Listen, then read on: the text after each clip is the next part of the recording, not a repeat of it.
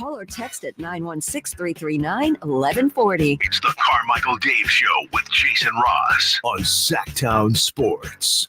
Yes. On a Thursday, or as I like to call it, Friday Eve, Carmichael Dave Show with Jason Ross, Alan Stiles. Still filling in 2 more days with you until the fellas return. Simone behind the glass for us today as we get you to 10 a.m., which will be my normal co-host, Chris Watkins, who will have a great show for you.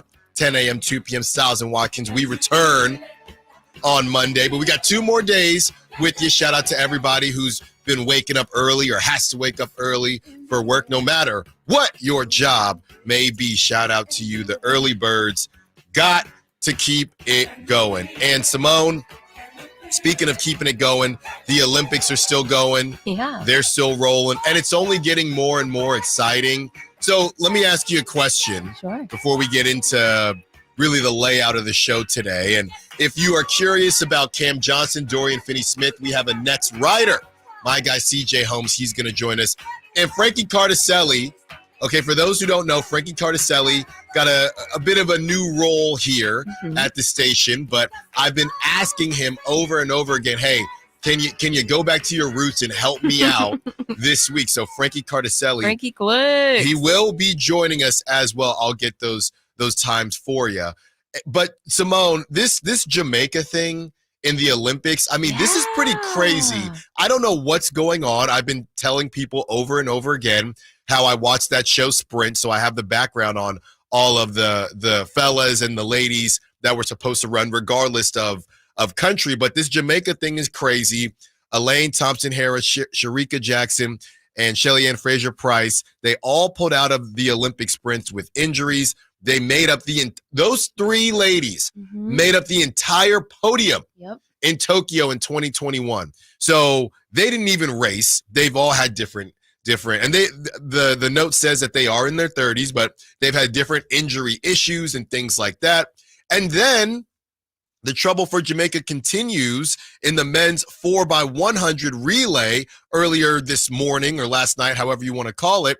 They will not compete in the final for the first time since 2004. That's 20 years. Unbelievable. That's 20 years. So I don't know what is going on there.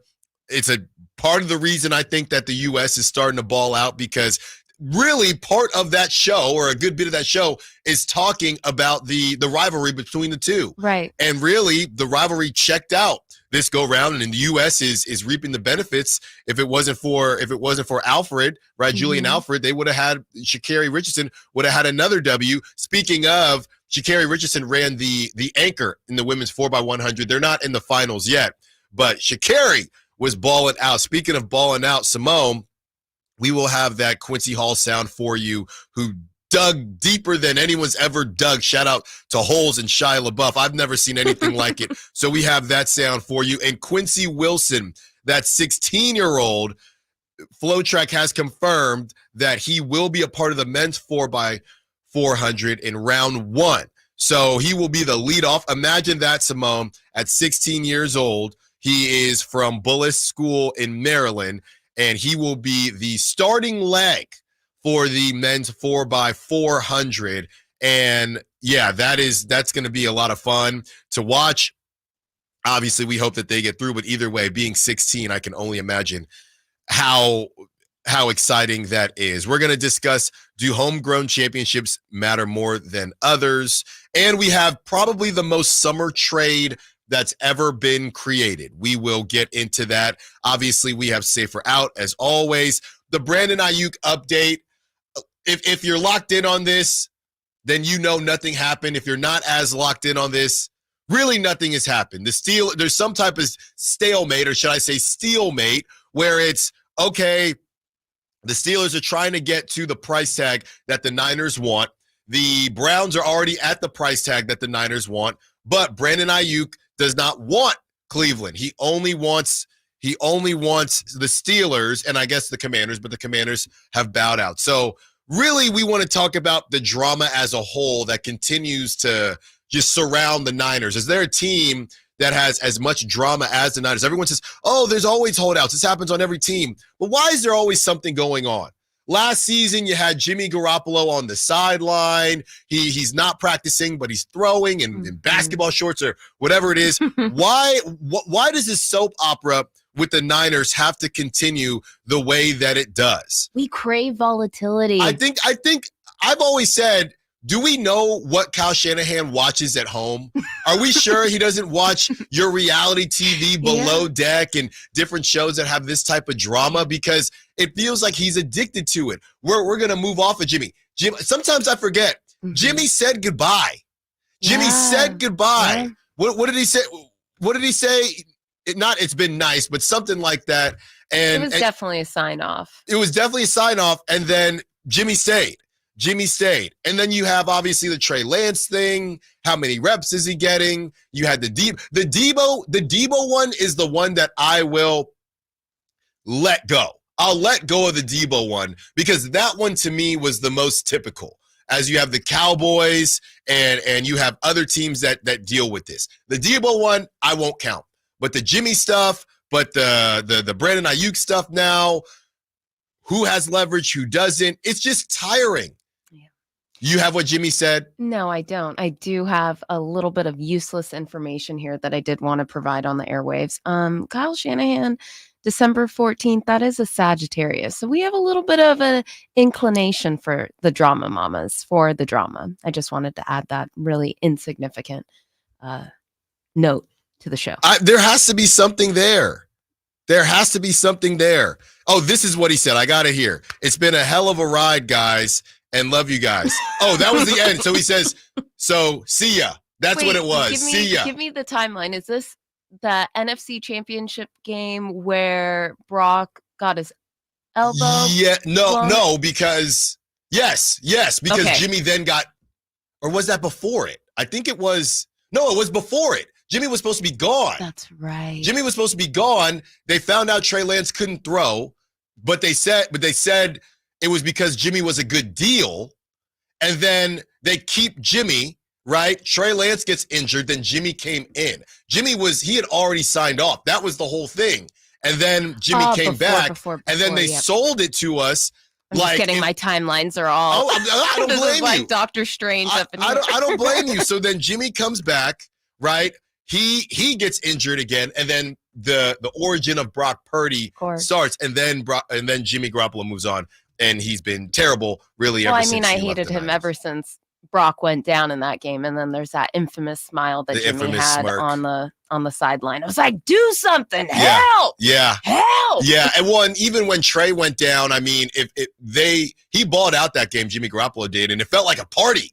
Jimmy really just didn't care. And there was a lot of stuff going on there where a lot of players, I think, thought that Jimmy could get it done. I wonder how they feel now that they've had somebody like Brock Purdy. So we'll get into that at a larger level because there really have been no updates. And the last thing that I saw, and we have some Adam Schefter sound, the Niners are now not in a rush. So, different in basketball specifically, they say that different sources, they represent different entities, right? So I'm not going to say the names, but if you see this person post, normally it's something from the team. If you see that person post, normally it's something from the player. So I'm not necessarily sure who in this particular situation Adam Schefter is representing, but according to Adam Schefter, he's making it seem like the Niners have more of that leverage, as he says, well, the Niners, they're not in a rush. They can wait this thing out. So it really depends on who you ask. I think there are different levels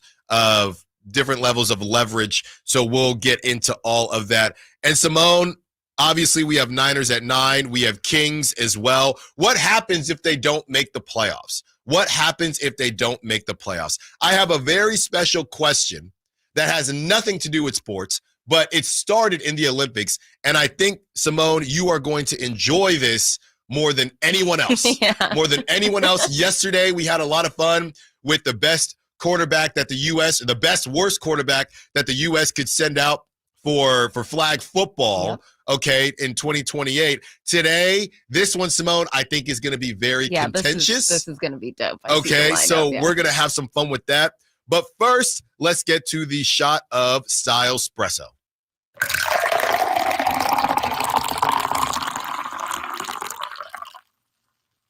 Need a long one today as we are here at Friday Eve. Need a little bit of coffee to push it through to Friday, then through Friday as we get into the shot of Style Espresso. And I got to go back to my roots here, Simone, because as some of you may know, some of you may not know, I get some text now. And it is interesting, I will say, learning people's, just to go on a quick tangent, it is interesting learning people's listening habits, right? Because there's been some texts and they had no clue I was at this station. Simone, October will be a year that Styles and Watkins has been going on. October will be a year. So yeah, a lot of people, I guess, if you listen from 6 to 8 every day and you don't listen after 8, or even if you stop at 9, you'd have no clue I was even at this station, that I uprooted my life from the Bay Area, from Alameda, from the Oakland area. I call it Alameda, and came out here. But I used to cover the Warriors prior to coming out here. And I got to be honest with you, Simone, covering the Warriors, I went to parades. I went to games. You're going to upset people early. No.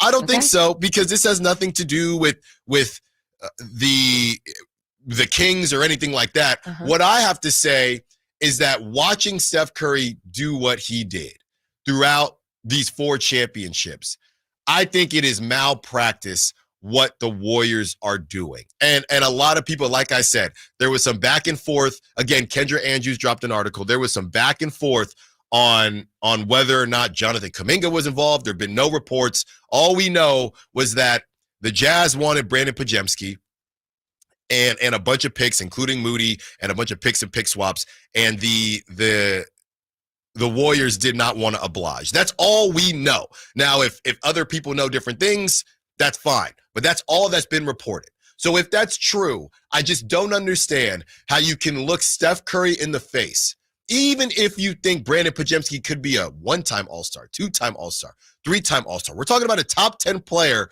of all time, and you didn't do the deal because of what you think of Brandon Pajemski. And they can frame this any way they want. If Brandon Pajemski doesn't bring home at least 1 championship, that's what I would say. That's how much I think the marketing thing would have worked, okay? If he doesn't bring home, because again, the Klay Thompson thing, he was not very good this season. If they don't bring home anything, let's say he's a 1-time, 2-time All-Star, and they go to the second round, whatever, to me, that's a failure. And what I think they're saying is, we want Steph to finish with us. We can offer him the money, but they know, as Steph said to the great Mark Spears in Anscape earlier this summer, Steph wants to win, and they know that. So I think it's ridiculous what they're doing. I know out here in Sacramento, we probably don't mind it, okay? Because I don't think the Warriors are doing a daggone thing. I don't think they're doing anything this season. But I don't understand how you can look at Steph and some people say, well, don't you think Steph has a say? He has told us that he doesn't want a say. He wants to see, you know what? My mom used to do this, right? So me and my little sister, mostly my little sister, she was messier than I was. I hope you're listening, Felicia. Me and my little sister, the dishes would be dirty, right? And my mom would come home from work and she would say, hey, can one of you do the dishes? And I would say, well, they're not my dishes, right? And she would say, were they not? No, they never were. Okay. I did my dishes. I want you to be accountable here. I did my dishes. And my mom, and it's very similar, I think a lot of people would say to their significant other or their parents, my mom would say, I shouldn't have to tell you to do the dishes. You should want to do the dishes. Well, I'm 12 years old, and I said, Mom, why would I want to do the dishes? It's not fun. So Steph Curry probably feels like, I shouldn't have to, after everything that I've done for you, I shouldn't have to tell you to go out and get a piece so we can keep this thing going. And I know Kendra Andrews reported Draymond and Steph are excited. What else is he supposed to say? We're not excited and make more headlines when you got Draymond on every podcast? So I think it's crazy what they're doing. I think they are going to exit the chat. I think whether it's the Kings or the Suns, whoever it is, and not that they were in the chat last season, but between the Warriors and the Lakers, they're running out of time. And that's why we're going to have on CJ Holmes, who writes for the Nets, to see who's actually going to get Cam Johnson, Dorian Finney-Smith, or are they going to stand pat and this merry-go-round is going to continue. That was your shot of Style Espresso. We got leading off coming up next, and you're not going to want to miss this sound. Carmichael Dave Show with Jason Ross. Alan South filling in. Trying to find out where to catch your favorite team's games? Are you a fan of the Kings, Niners, and the NFL? Well, Sacktown Sports has you covered. Touchdown! San Francisco! It's all on his shoulders. Cox rocks. He fires for the win. He's got the triple. Catch all your Kings, Niners, and NFL games all year long on Sacktown Sports and SacktownSports.com. Let's do it. Leading off, the 3 top stories in the morning. Huge news. This is very important. Here's cut number 1. Kareem Richards on the outside, Matthew Hudson-Smith, Karani James, Quincy Hall is coming back, Quincy Hall is digging deep, Quincy Hall is running past all of them, can he get there? He does! It's gone for the USA, Quincy Hall with the most epic comeback, my goodness! I just got chills from that. I got It was chills. so powerful. And I'm fairly sure that had either happened right before the show ended or during the show. It was right around when this show ended. So I did, and again, I saw it on the social media before I sat down and watched it live around 8:00, and it did not make a difference because you get to see Quincy do his thing. So Quincy Hall, he's from Missouri, right? And I saw some videos, Simone, he's got about, I don't want to overdo it, but he's got at least 3 to 4 dogs. He loves his dogs. He ran with the grill in. I mean, the swag that he had, and I don't know if the kids still say swag, but everything that he did was just unique. And I will say that the U.S. has the most unique, I guess, again, swag that we've seen in track and field and in really every sport. And we really are the trendsetters in a lot of different ways. I've never seen anything like that.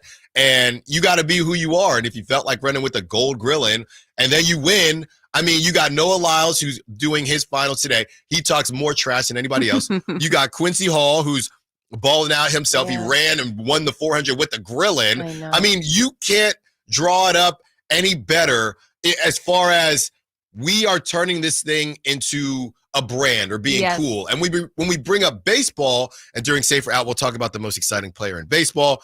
In baseball, I do think that they've tried to get back to that. You got Jazz Chisholm wearing his own belt, and you got the chesticles out. Everybody's got their chest meat out and the chains, but it just hasn't been resonating the same way. And I do think, and we get back to Tim Anderson, who got knocked the bleep out. It could have been Tim Anderson. Maybe it could be Jazz now that he's on the Yankees. Aaron Judge is fine. He's the captain. We get it. But what the kids want now, they want something that's they want something that's unique. They want something that feels like, hey, that guy kind of represents me.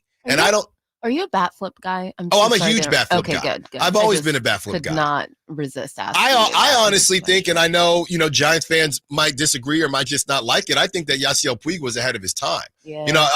I'm old enough to remember, and I've told people on this show my affinity for Bryce Harper since I played him back in the day.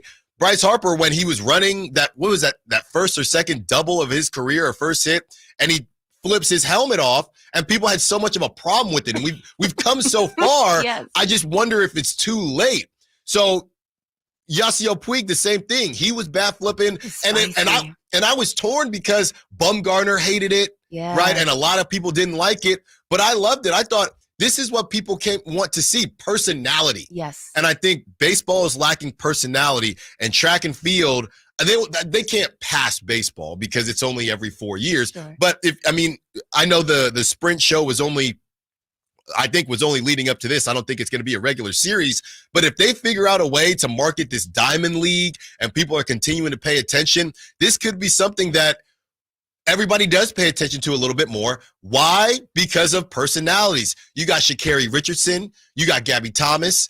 Obviously, you got Noah Lyles. You got Quincy Hall. You have a lot of guys. And Quincy Wilson, a 16-year-old about to run the 4x400. So you have so many guys and so many runners, right, that are turning this thing into something that's cool and something that you look forward to. And think about how exacerbated and exaggerated everything's going to be when it comes to LA. Yeah, Los that's so Angeles. true. It's That's so going to true. be off the chain. Yeah, Ugh, and I'm I don't so know, excited. and I don't know how that works if they're for ratings, because obviously you almost have to throw it out, because you have very, very similar. Let's just keep it 1,000 this week, right? When the boss man, Jose, our fearless leader, when he looks at this week for Carmichael Dave and Jason Ross, he's going to say, oh, what happened this week? Oh, Allen was on, right? Regardless of whether it's up or down or exactly the same. Yeah. Allen was on, right? So the same way with the Olympics, if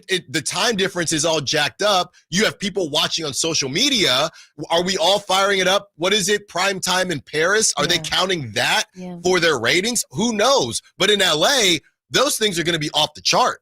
They're gonna be off the chart. So I think it's extremely exciting what's going on with track and field, and with guys like Quincy Hall, who really just aren't afraid to be themselves. They're unapologetic. I do think that's the thing and obviously Sha'Carri Richardson. She might have been more of I'm not going to call her the catalyst. I'm old enough to remember Michael Johnson and the gold chain and me wanting a gold chain and things like that. But I do think that this whole personality-driven track and field situation is very, very exciting for the future. All right, Simone, let's get to cut number 2. Cut number 2.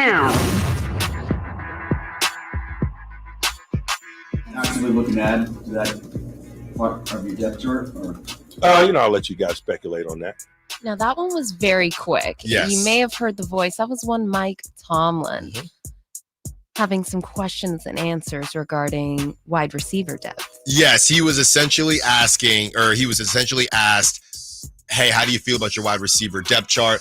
The reporter was trying to find a way to ask about Aiyuk without asking about Aiyuk, and he simply says, I'll let you guys speculate on that. As we discussed, if you're just now joining us, Alan Stiles filling in for Carmichael Dave and Jason Ross. No update there, really, as far as Brandon Aiyuk.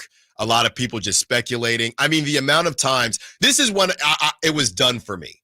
It was done for me when it was during our show and after our show, and people saying Steelers is essentially done. They just got to work out. The details, but it's basically done. And you had not just blue checkmark content creators, you had a lot of journalists. We mentioned some of them that are on Pittsburgh radio stations saying this thing was done. And 10 hours later, 12 hours later, 14 hours later, nothing. Absolutely nothing. So that, for me, that's when I just said, you know what?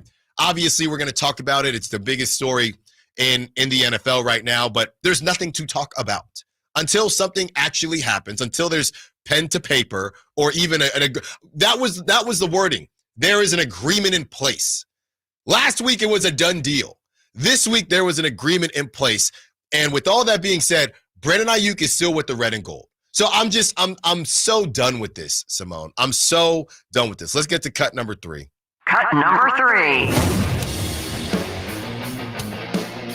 Officially turned around, guys. We are back, baby. We are back. We're back. Classic. We are back. We are back. Preseason starts today. The NFL is kind of back, baby. It's kind of back. Carolina at New England, Detroit at New York. Saturday, you have Vegas at Minnesota. And you have San Francisco at Tennessee. You can listen right here, beginning at 3 o'clock. And, of course, keep up with the latest Niners news, whether that's Brandon Aiyuk or not, and notes at sacktownsports.com. I think I know the answer to this question, but NFL, just like everything else, is that the only preseason that people care about? Why do I weirdly feel like the ranking would be NFL preseason, maybe spring training before NBA preseason? Yeah, no, I think you're right. I feel like people like seeing you're playing in Arizona and the like crowd. The annual exactly. Yeah. And people are sitting in the grass and all of that. So I actually think it weirdly enough, in my opinion, it might It might go NFL, MLB, and then NBA. NBA preseason, I don't know. I mean, obviously, we're going to care about it because of the Kings, but at large, I'm not sure how many people care about preseason basketball. At least in the thing about football is typically how it goes. Whatever, that week before the last week, that's when you're going to see some starters. My question, 916-339-1140, call line, text line, and the chat mob. Let's say you're a Carolina or New England fan, or Detroit, New York, and this might be a stupid question. Do you tailgate if you're going to that game? Is it a preseason tailgate, or are you going as hard as you normally go? I'll never forget my dad, and the reason I'm a Raider fan is because we had neighbors. My mom and dad were not really into football. Neither of them had any particular sports teams, but we had a neighbor who was a huge Raider fan. We would go to all the tailgates, and my dad would just every time he came back from a tailgate that I didn't go to, the shrimp in his mind would get bigger. Al, you should have been there. The shrimp this big, and his hand just kept getting bigger every single time. And I'm like, well, Dad, you're not inviting me, so I don't really care, Dad. So my question is, if you're going, or if you go to a preseason game, because I don't think I've ever been to one, is it a preseason tailgate, or do you still go hard? No, I've only been to one, and that was down at Levi's, and it was the inaugural season, so it was kind of unique. I'll just speak for my experience. I think that it's not as hardcore as the traditional season. And if you're at home, you're not, right? Firing anything up? No. Saturday. Well, Saturdays, I don't want to yuck anyone's yum, but let's save the chili and like all the dope recipes. But for what the about big a Saturday? dance. Saturday, San Francisco at Tennessee. Any Niner fans out there? What are you making? Yeah. What are you making? Dude, I'm gonna be at a wedding, and I'm gonna be that person like with the little phone. You're gonna be in Malibu.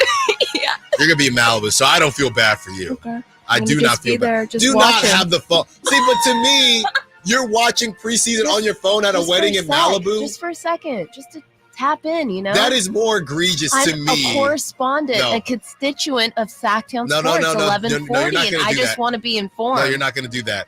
That is more that is more egregious to me than going hardcore. Yes. You're in Malibu at a wedding. Fair. Will you stop it? Just a quick look. Just a quick glance. Also, what are we doing? Of course, we will have that as well, and we have some good questions, and we'll have some fun. Coming up next, do homegrown championships matter than other ones? And we discuss the most summer trade ever created, and yes, it involves your Sacramento Kings. Carmichael Dave Show with Jason Ross, Alan Stiles, filling in.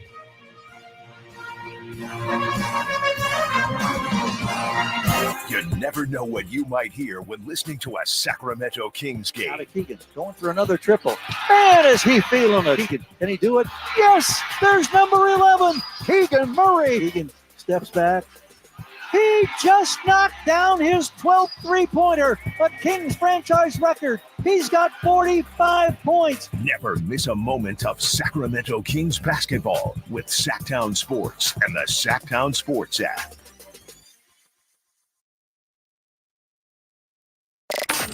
Did you miss any part of our live local shows? Don't worry, you never have to miss them again. Check out SacktownSports.com and search our podcast page and play our shows when you want. The Carmichael Dave Show with Jason Ross, Stiles and Watkins, and The Drive Guys.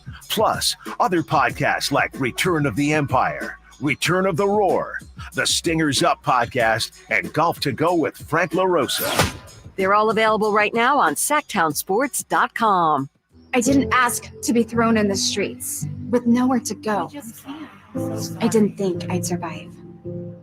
But I did ask for help, and Covenant House was there for me. 1 in 10 young adults will experience a form of homelessness this year. For these kids who didn't ask to be put in this unthinkable situation, Covenant House is there. Covenant House helped me break the cycle of homelessness in my family. They gave me the love that I needed. Over 2,000 young people will sleep safely in a Covenant House bed tonight. When youth who are experiencing homelessness have a hot meal, a safe place to sleep, medical care, and love, they can overcome heartbreaking challenges and have a brighter future. They just really genuinely just wanted to help me succeed, and I'm succeeding. I'm a speaker. I'm an author. Covenant House really helped me and really helped mold me into the woman I am today. If you or someone you love is asking for help, go to safeplacetosleep.org today.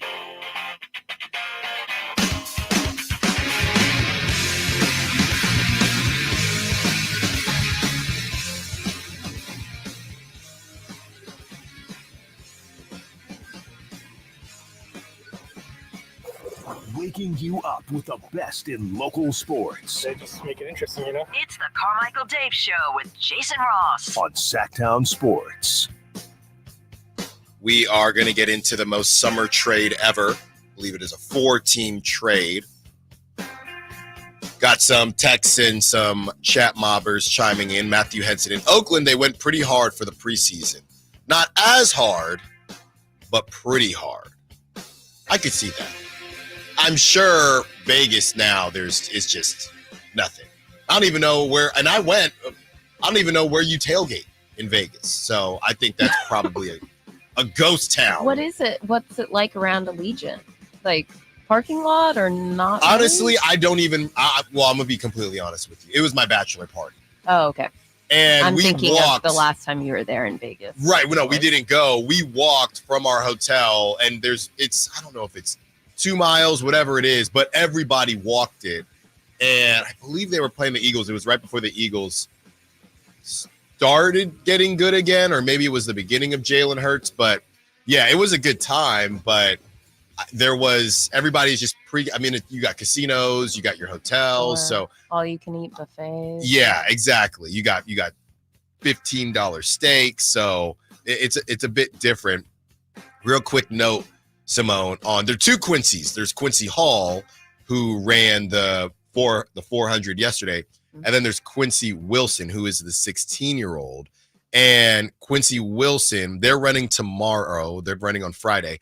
Quincy Wilson will make history when he competes in the men's 4x400 on Friday. 16-year-old Quincy Wilson will be USA's youngest male track competitor in history. So shout out to Quincy Wilson. And that's what's crazy to me, because wouldn't a lot of people say that your body isn't even done growing? So doesn't that mean that whatever his numbers are now are going to be even more ridiculous when he's 17, 18, 20, 21, 19, all of that. So that's kind of insane. And again, this track and field thing, man, I really think they could be onto something. What they do next, and maybe, I know we probably feel like this during every Olympics, but this one feels different. This one feels like something that they could capitalize on in a couple different ways. And obviously they already got the Diamond League, but just adding the more of the marketing aspect and maybe these, and I know they'll air some of the championships, but I think there's something there. I think there's something there if they can figure it out. Getting into these homegrown championships versus other championships. So basically on Colin Cowherd, the Herd Live, they have stars who won titles with the teams that drafted them. Michael Jordan with 6, Magic Johnson with 5, Tim Duncan with 5, Kobe Bryant with 5, Steph Curry with 4, Larry Bird with 3, Dwayne Wade with 2, Isaiah Thomas with 2, Hakeem Olajuwon with 2, Dirk 1, Giannis 1, Jokic 1. Do you think it's weird, Simone, or kind of weird that, or fair or foul that they don't have LeBron there? Because he won a championship with the team that drafted him, but it wasn't during the stint when they drafted him, because he came back. And he came back and he facilitated, or helped to facilitate. He can say he didn't, but he helped to facilitate.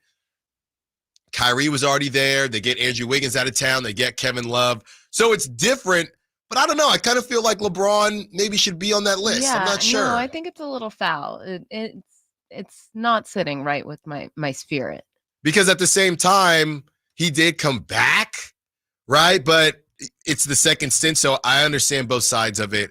But I would say that they do matter more, because you have to overcome a lot. I mean, especially in this day and age, there's a lot of manipulating going on. And, hey, let's team up and let's do this and let's do that. I will say that homegrown has to come with a little bit of luck, and the luck is that you are drafted to a good organization. But when you get a homegrown championship, that means you need two things. One, you have to do what you're supposed to do. So if you're Steph, if you're Giannis, whoever it is. And two, you need a good front office. There are a lot of guys do the first, but they don't get the second.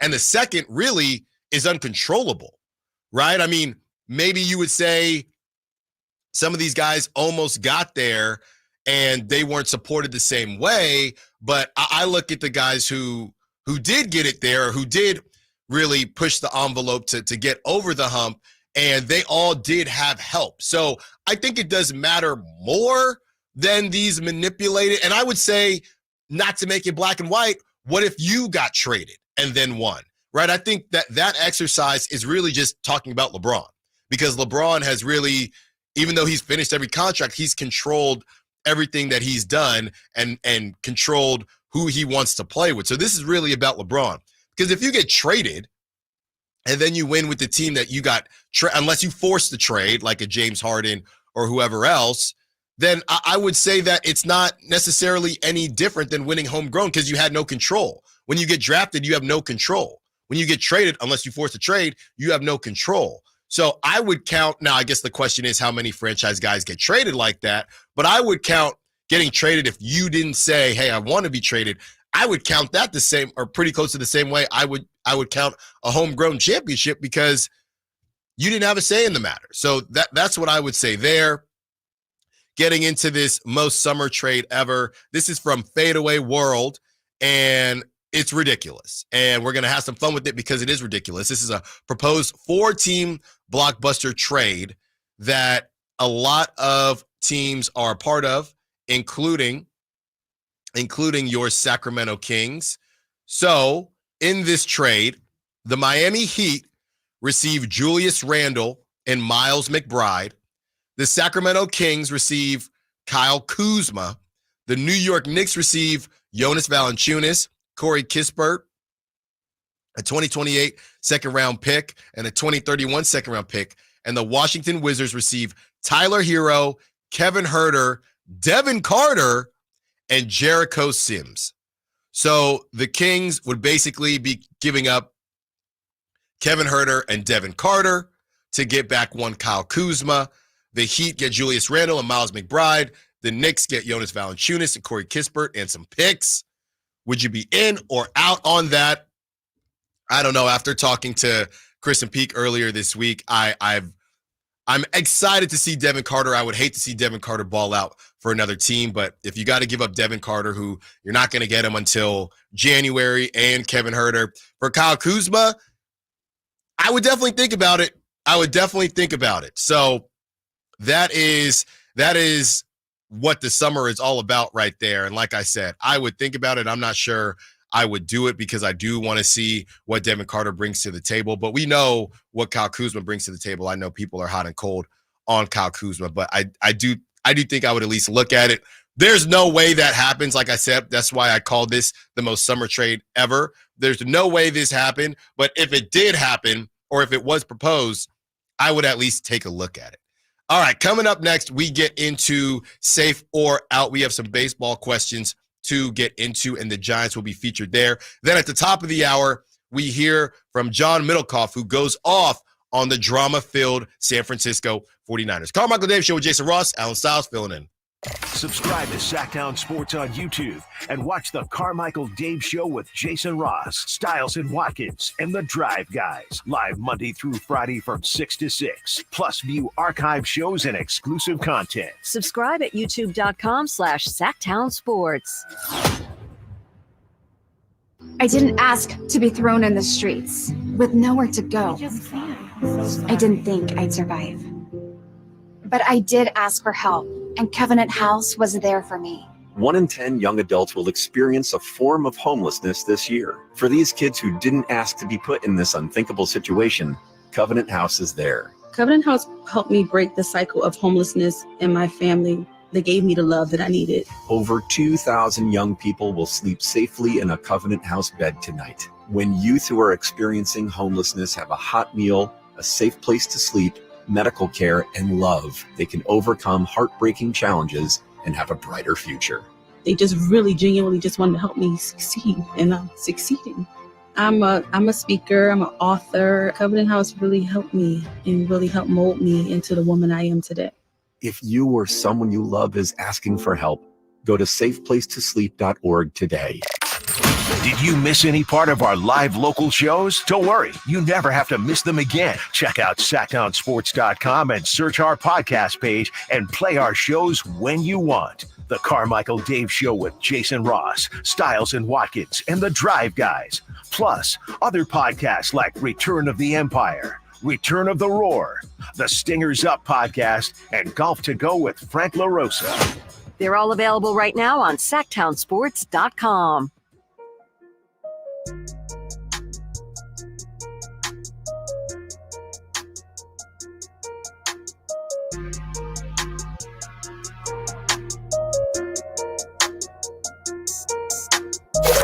Waking you up with the best in local sports. They just make it interesting, you know? It's the Carmichael Dave Show with Jason Ross on Sacktown Sports.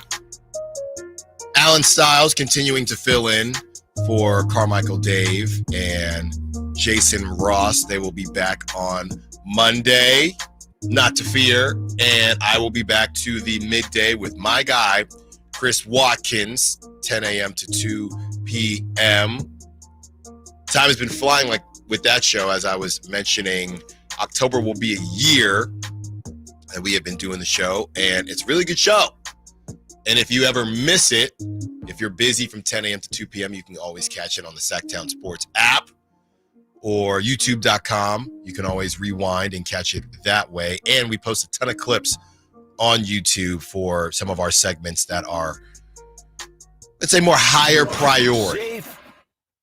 Let's get to Safe or Out. Around baseball, 3 pitches, 3 swings. It's safe or out on the Carmichael Dave Show with Jason Ross. I'm so sorry. I forgot it had that. I just thought I could do a seamless transition. And that was basically exposed. the wrap it up music. I'm that so was the, sorry. Well, yeah, that song's ending, and I was like, oh, let me fire this next one off. Simone gave me the wrap it up music. Hey, wrap it up, B. I'm so sorry. That was awful. So sorry. Okay, Safe or Out. What's the first one? Let's get into some baseball chatter here. Do you think Rob Manfred and the MLB will ever allow teams to trade draft picks at the deadline? I know the deadline, we just passed it. And yeah. I just want to kind of explore your thoughts. I don't know if I've gotten to pick your mind about the trade deadline. I can't remember if it's Rob Manfred 3 more years or 5 more years. But I think it was 5. Was it 5? And he was so weird. He came out and tweeted about it. And it's like 2029. Gross. Will end his 5-year contract. So I would say maybe after that. It's possible during it. I mean, the MLB hot stove, that was supposed to be a big deal, a big thing. And it was for a long time. And there were a lot of trades, and Jeff Passan was working his butt off. But again, it can't compare to the NFL offseason. It can't compare to I don't know about the NFL trade deadline as much, but can't compare to the NBA offseason or the NBA trade deadline. So, yeah, I would definitely say that adding this and allowing teams to trade draft picks, and again, the draft picks, they don't hit the same because you don't know when you're going to see these dudes, but you do have the Jacob Wilsons of the world, and the Paul Skeens of the world who are getting up to the bigs quick, fast, and in a hurry. So I do think they'll allow it. I'm just not sure if it will be Rob Manfred. So I don't know if it'll be in 5 years or would it be within the 5 years or after he is gone. Let's get to question number 2. Of course. We're going to be going over to the Bay. I know your San Francisco Giants are now 9-3, with the chance to go 10-3 today against the Nationals. Will they pull a fast one on all of us? Maybe sneak in to the playoffs, get above 500? Yeah, I do think that they have an opportunity simply because of the pitching. I know that's what everybody is saying right now, but you look at as long as they take care of business, you look at their schedule, and their schedule is fairly weak. They're 9-3 their last 12 games, which is pretty darn good just to get back to 500. They're still 3.5 games behind the Braves for that last spot. I think that's the issue. I don't want to make Whitey upset here from the Drive guys. He's in Hawaii, so he's not paying attention. But if anything, I feel like it's going to be the Arizona Diamondbacks or the Padres to fall off. And this NL West, I don't know if we talk about it enough, how ridiculous the NL West is. Obviously, you have the Dodgers, but you have the Diamondbacks, you have the Padres who have refigured it out. So you have 3 teams right there locking up spots. And then from there, you have the San Francisco Giants 3.5 games back behind the Braves. And the Braves are cooking. So I'm not really sure whether or not the Giants are going to get there. I'm optimistic because of the pitching, and I'm optimistic because of the schedule, but I'm pessimistic because of the Braves. I think it would have to be the Diamondbacks blowing up or the Padres. And the Diamondbacks, they really have revenge on their mind, and they're starting to figure it out based on what happened to them in the World Series. So the Padres, they were supposed to be, speaking of personalities, things like that. You had Manny Machado, you had Fernando Tatis. Tatis gets hit for the PEDs, and they kind of fell off. So if they start to figure this thing out, I think that the Giants are in a tough spot because I don't see the Braves giving up their wild card spot. But if there's anybody, it's going to be the Padres. So I think it's possible, but I don't know how confident I feel simply because of the NL and the NL West in particular just kind of rolling. Then you have the teams in front of the Giants in the New York Mets, who they're kind of rolling now, and the St. Louis Cardinals. The St. Louis Cardinals just never go away.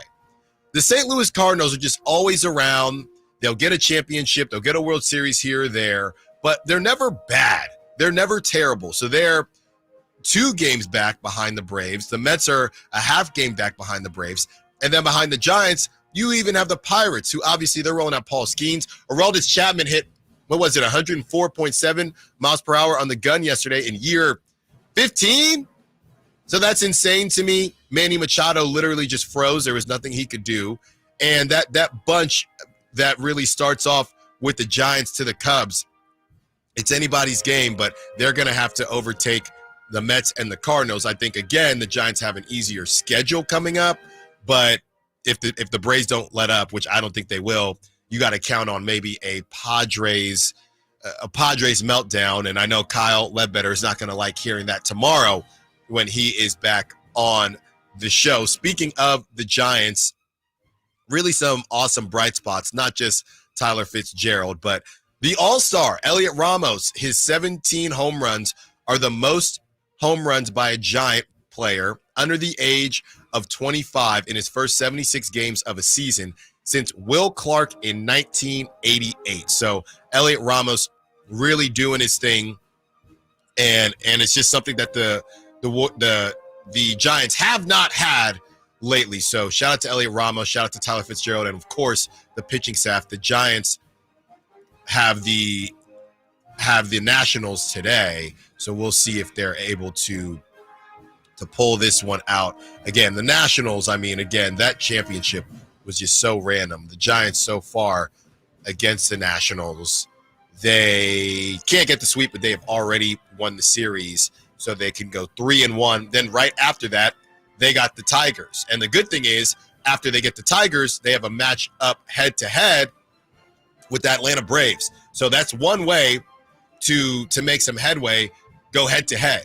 So if you take care of business against the Tigers, who are not very good, and then you take care of business against the Braves, this thing gets a lot closer. It gets a lot closer. That's the best way to kind of cut this timing off. After they have the Braves, they have the final Bay Bridge series with the Oakland Athletics. So that'll be a lot of fun. So an opportunity, obviously we know the A's, they're not rolling right now, put it to you like that. And then after the A's, I'm just reading this whole thing now.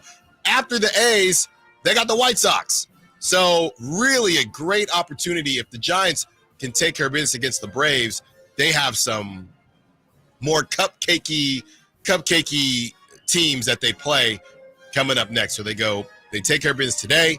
They get the Tigers, they get the Braves, and then the A's and the White Sox. So we will see what happens there. All right, Simone, what is the last question. I'm going to give you one more question, but we also have some extra time here too. So you'll just be able to talk baseball. Okay. This is a little freelance Okay. subject for you. Love that. Kind of going off of what we talked about earlier at the top of the hour as far as Olympians and who excites us and brand awareness, who is, in your opinion, the most exciting player in baseball right now? Well, it's between two players, right? It's between Elly De La Cruz and Shohei Ohtani. And I would say this season, it's Shohei Ohtani, or excuse me, it's Elly De La Cruz because Shohei's not pitching. When Shohei is pitching, I think it's a little bit different. But with Shohei not pitching, I'm going to go with Elly De La Cruz. And I know Shohei has a lot of stolen bases. Kyle and I spoke about that. But I got to go with Elly De La Cruz. I mean, he steals home. He literally makes the game look like Little League. That's what he does. When you play Little League and the Little League World Series going on right now, the Little League Softball World Series, when you watch that and kids are throwing it all around the field, that's what happens when Elly De La Cruz plays. He really puts the pressure on the defense. I would say this, as we talk about trying to get the baseball excitement back on track, what about a baseball combine? I mean, I know they have an MLB combine, but I want to know what Elly De La Cruz runs the 60 in, runs the 40 in. Sure. Where is that? Where is that, Simone? No, I'm waiting for it. So I'm going to go with Elly De La Cruz there, and that's pretty much it. It's pretty simple to me. Some of the other names that could be thrown in, Ronald Acuna Jr. Okay. I mean, he's turning into the Brandon Roy of baseball. He just can't seem to stay healthy. Mike Trout, when he is healthy, obviously he's one of the most exciting players. Not a lot of love for the pitchers, but you could put Mason Miller in there. Okay. You could put Mason Miller in there. Aroldis Chapman, he dials it back ever so often, but I'm not putting him there anymore. Paul Skeens, if you are going to put a pitcher there, it would have to be Paul Skeens. So there are a couple guys in the mix, but I'm personally going to go with Elly De La Cruz. You have a couple guys in J-Rod, Julio Rodriguez. He's been struggling this season. He hasn't been able to stay healthy and things like that. So you have a couple guys that could get in the mix but aren't in the mix right now. I got to go with Elly De La Cruz. And you have O'Neal Cruz on the Pittsburgh Pirates, another 6'7" shortstop that they're just growing out of nowhere. And I would give a nod, at least right now, specifically right now, to Tyler Fitzgerald. I mean, at least Tyler Fitzgerald, he's doing things we haven't seen since Barry Bonds, right? Trey Turner is a guy who is just electric as a defender and on the base paths. And I would say Tyler Fitzgerald, he's doing the same thing. And Tulo, who was crazy back in the day, he's doing things that Tulo was doing. So I would put all of them in the mix, but ultimately I would go with I would go with Elly De La Cruz as the most exciting player, I guess, right now. But once Shohei starts playing again or starts pitching again, it's always going to be Shohei for the foreseeable future. That's who we got, and we'll do a bonus one here, Simone, as far as the World Series picks. I know every season wants the Yankees and Dodgers. It could happen this season. I think the Phillies really have something to prove, so I think it could be the Phillies. I think that the Yankees have been too hot and cold, too up and down, like a roller coaster. But I think the AL is just a smidge down. So this could be the year that the Yankees finally figure it out. They add Jazz Chisholm, who started out hot but has struggled a little bit. But with Juan Soto in the crew, and we're going to have Frankie Cardicelli on a bit later, with all of that going on, I think that this could be the season that they figure it out and at least get to the playoffs. You got Aaron Judge. He's returned to form. So it could be Yankees. And I would say if you're making me pick right now, I would go Yankees, Phillies. I'm just never going to pick the Dodgers. I'm not going to do that, Simone. I can't do it. You can't do it. No, I can't do it. You'd never even pick them for Let's Go Streaking? You wouldn't pick any? Oh, I would. Okay, I would for Let's Go. Oh, yeah. Would. I use Shohei all the time in my daily fantasy. Don't get me wrong. I use Shohei all the time. But as far as a World Series pick, yeah, I can't necessarily do that. So that is really a breakdown of all things baseball, safe or out. Coming up next, a Brandon Aiyuk update. Is there one? John Middlecoff goes off on the Niners. We hear from him, and then we get into a little 3 for Madness. Carmichael Dave Show with Jason Ross. Alan Styles filling in.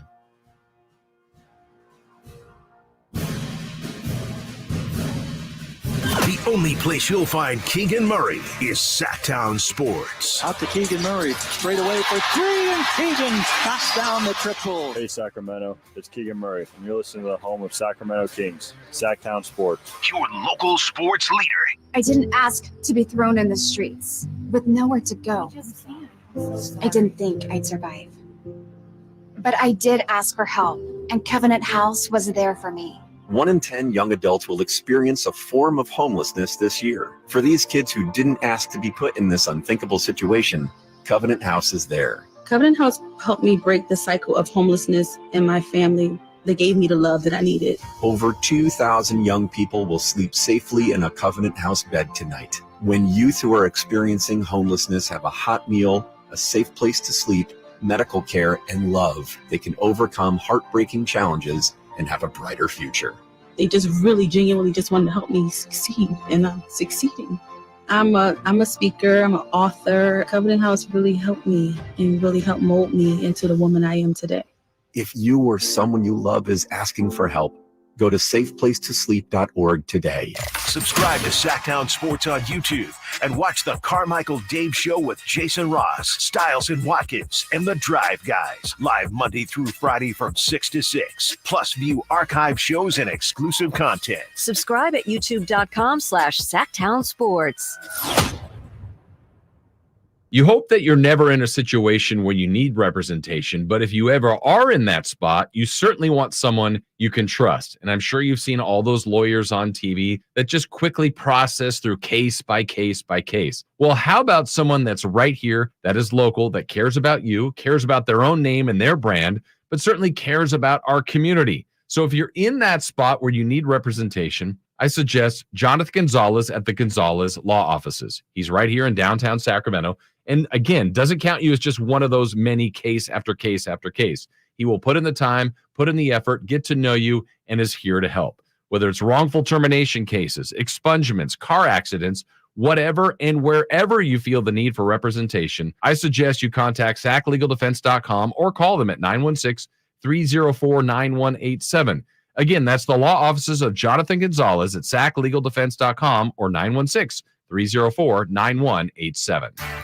Hey, it's Carmichael Dave inviting you to make the switch to electric this spring and save big with American Energy. Stay ahead of those spiking energy bills this summer with up to $9,000 in rebates on a new ultra-high efficiency comfort system. American Energy is providing huge rebates from SMUD as well as spring specials by installing one of many incredibly efficient AC options available to you right now. Get rid of those fluctuating gas bills in the winter and switch to year-round all-electric with American Energy. Let them perform a free in-home energy efficiency analysis and see where they can help you save for the warmer months ahead. These guys are the best. Been serving the greater Sacramento area since 1981. A+ from the Better Business Bureau. Learn more by calling 916-520-9990. That's 916-520-9990. Call 916-520-9990 now. Our first year as the radio home of the San Francisco 49ers is one we will never forget. And here's Purdy going to throw one deep, wide for Debo.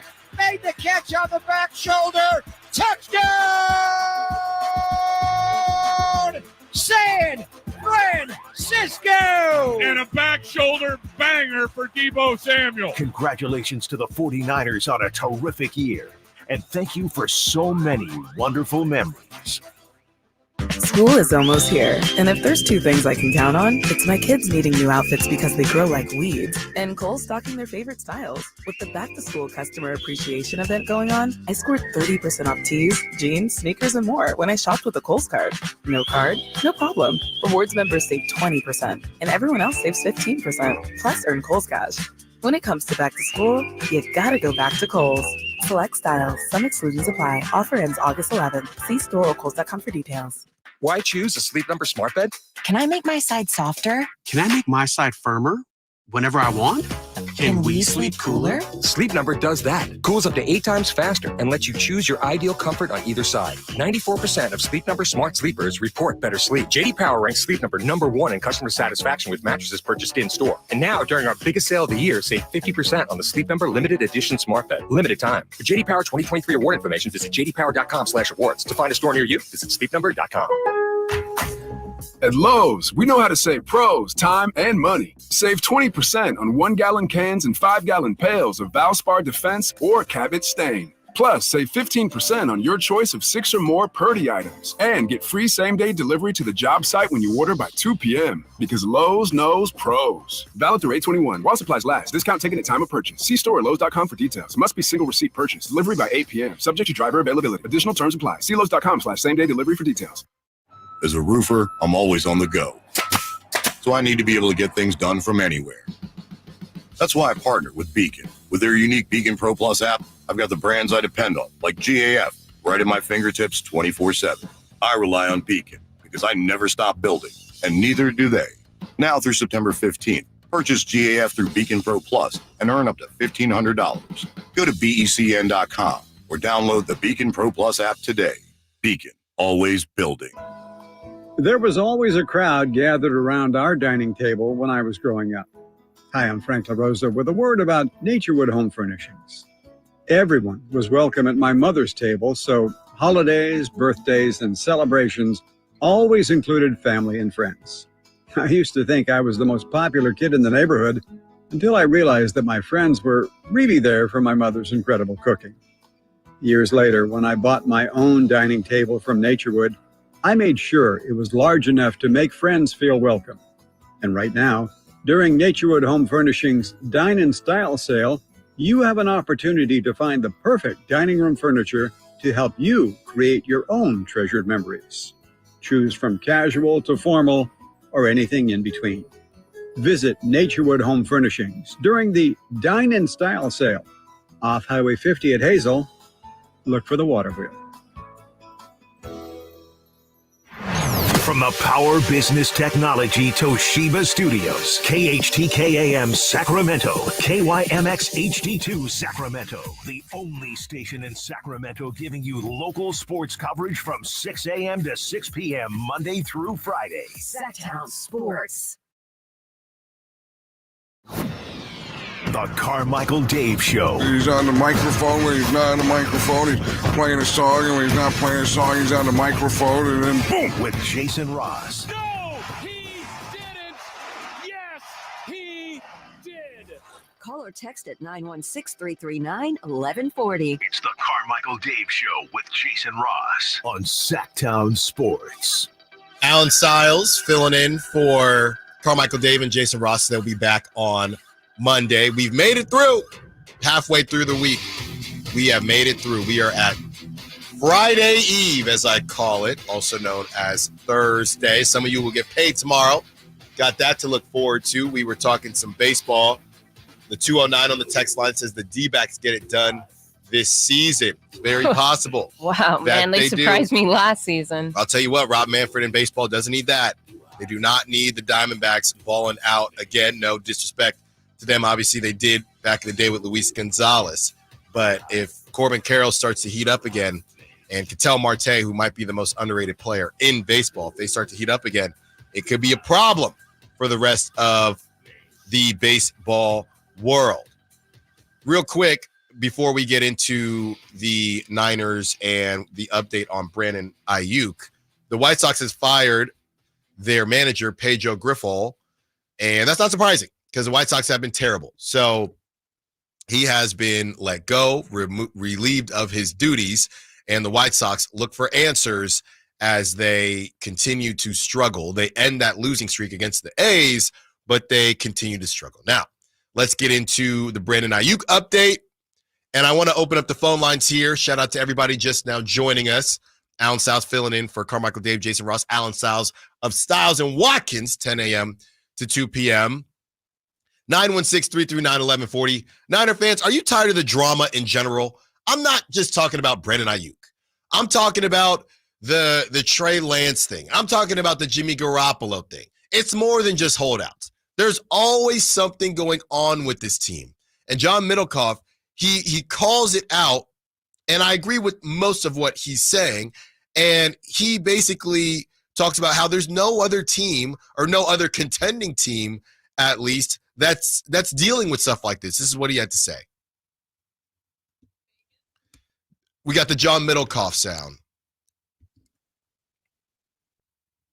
This trade is a good example of things change and things change fast. And Brandon Aiyuk and his camp is clearly just not playing ball. And I think the 49ers, by this story coming out from one of the top 49ers reporters, it's pretty clear what the 49ers are saying. Like, we need a resolution. We're not doing this any longer. Like, here's our offer. Here's what other people are willing to offer. If you want to play in these two teams, let's rumble. If I was involved in this deal and I was the Browns and Amari Cooper is named, like, I wouldn't be happy. I wouldn't want that getting out. The Browns clearly aren't putting that out. So once you drag all these other teams involved, it gets kind of dicey. And that's how the situation is. And let's face it, of all the teams right now that are contending teams in the NFL, the Niners got more crap going on than anyone else. Honestly, it's not close. I will say this, and I agree with pretty much everything John Middlecoff said, besides that the Niners are the only team that have this drama, because the Eagles, there's an ESPN piece that just came out a couple days ago where the Eagles also have drama. Apparently, Jalen Hurts and Nick Sirianni were nowhere near the same page last season. They have some different philosophies when it comes to how you approach the offense. And if people remember a couple years ago when the Eagles were in the Super Bowl, Sirianni, well, first of all, they're completely different personalities. At least that's what it seems like on the outside looking in.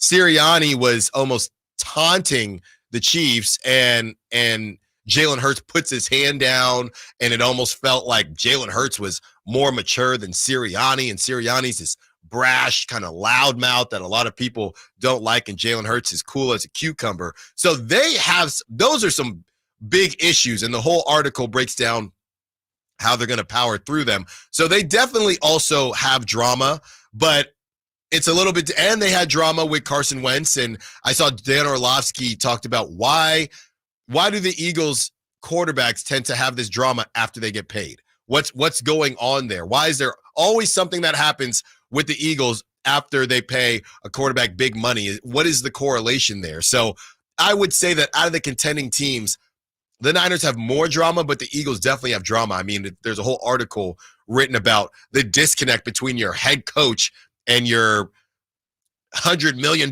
whatever it is, quarterback. That's a big problem. And you could argue could be a bigger problem pound for pound than what the Niners are dealing with as we get into how important Brandon Aiyuk actually is for the 49ers. A lot of people would have different answers to that question, but we know how important Jalen Hurts is to the Eagles. So I don't know what the philosophies were that they weren't seeing eye to eye on, but they're working through that, and they're hoping that Kellen Moore can help bridge that gap. So I will say that the Niners aren't the only contending team or contending NFC team with drama, but it does feel like the Niners always have something going on. All right, I mean, and I'm not going to put it in the same category, but you had the Kaepernick stuff. It was different, but you had the Kaepernick stuff, right? And again, that was different, but you then have the Jimmy Garoppolo saga, and you have Trey Lance into the fold, and we figured it out with Brock Purdy, but the whole thing with Jimmy Garoppolo, he's on the sidelines. Is he on the team? Is he not on the team? Right? He's throwing, he says goodbye, and then he's back on the team. See ya. That's what he said, and then he came right back. So, Niner fans, are you tired of the drama? Why does there always have to be something? Like I said earlier in the show, I'm not going to count the Debo thing. I don't even know if I'll count the Trent Williams thing, because that's just a part of having a lot of good players, right? The typical holdouts. But how the Aiyuk thing happened, well, if somebody's holding out, typically CeeDee Lamb, right? I believe he will get paid, and the Cowboys have to make that decision. With the Niners, it's, okay, you don't want to pay him. Cool. But when did you figure out that you weren't going to pay him? You can't figure out that you're not going to pay the guy in August, all right? If you knew you weren't going to pay him and the draft was approaching, which we all knew that this whole thing was out there, this could have been handled. this could have been taken care of. That's really the issue here. The issue isn't that you don't want to pay him. The issue is when you decided that you don't want to pay him, or you both played chicken. And the Niners, I guess, technically could still win this thing if Brandon Aiyuk, and this is honestly, I put this out yesterday, and this is kind of how I see this thing ending if no other team enters the chat. I know Diana Rossini said that other teams are starting to reach out. We don't know who these teams are, but this is what I said yesterday on X/Twitter. Every minute that passes, I think it's actually less likely that Aiyuk gets moved. If the Steelers can't get there, I see Aiyuk playing with the Niners, hoping to ball out, either proving that he's worth the money with SF, or he gets franchise tagged and then traded so the Niners will get those compensatory picks, or they'll get those first-round picks, and they'll get a much better return than they'll get right now. Now, the question is, are the Niners willing to go through that with this whole season? And if Aiyuk is huffing and puffing on the sidelines, that's the thing. Aiyuk can't afford to do that. He can't afford to do that because he wants to get paid. He's got to prove to other teams what his worth is and why you should still trade for me and why I'm worth all of this. But again, Aiyuk, he had to win, all right? He put it all on Black, and Black hit. Then he decided, well, I want to win on the inside too. I want to win the numbers. So then he put a number on the Commanders. He put a number, or he put chips on the Commanders. He put chips on the Steelers, and it hasn't worked out so far. And the Niners, some people say they're going to look bad. Some people say they're not going to look so bad, because if the Steelers can't get there, what's Aiyuk supposed to do? Let's hear from Greg Cosell, who really a lot of people have this thought process, and we're going to get into what Good Morning Football had to say. They ranked all of the Niners and how important they are. And according to Greg Cosell, I think he'd be on the same page with what Good Morning Football had to say as well. This is what he had to say. Yeah, and I think that's becoming the feeling about receivers, that unless you view them as special, and of course that's in the eye of the beholder, but unless you view them as truly special, like a Justin Jefferson. I mean, I think if you went through, and I've done this with coaches, the top 4 or 5 receivers in the league, Aiyuk would not be in that category. Now, maybe it's helpful. I watched all of Aiyuk's targets again a couple of weeks ago from last year because I knew he was in the news. And if I could, it'll just take a moment. Here's what I finished typing when I watched all his targets. I said he's a sudden, explosive mover with nuanced route running traits and outstanding route quickness. He can separate and run away from man coverage on crossers and overs, and he has very good zone awareness to work into voids. He's strong run after catch with open field vision and shiftiness and acceleration. He's more sudden and explosive in short areas. The one thing he does not truly possess is vertical explosiveness. He's a perfect mix of talent and scheme where he is now. Boom. And you had somebody in the Patriots, the reports, they were going to get you to 30 mil.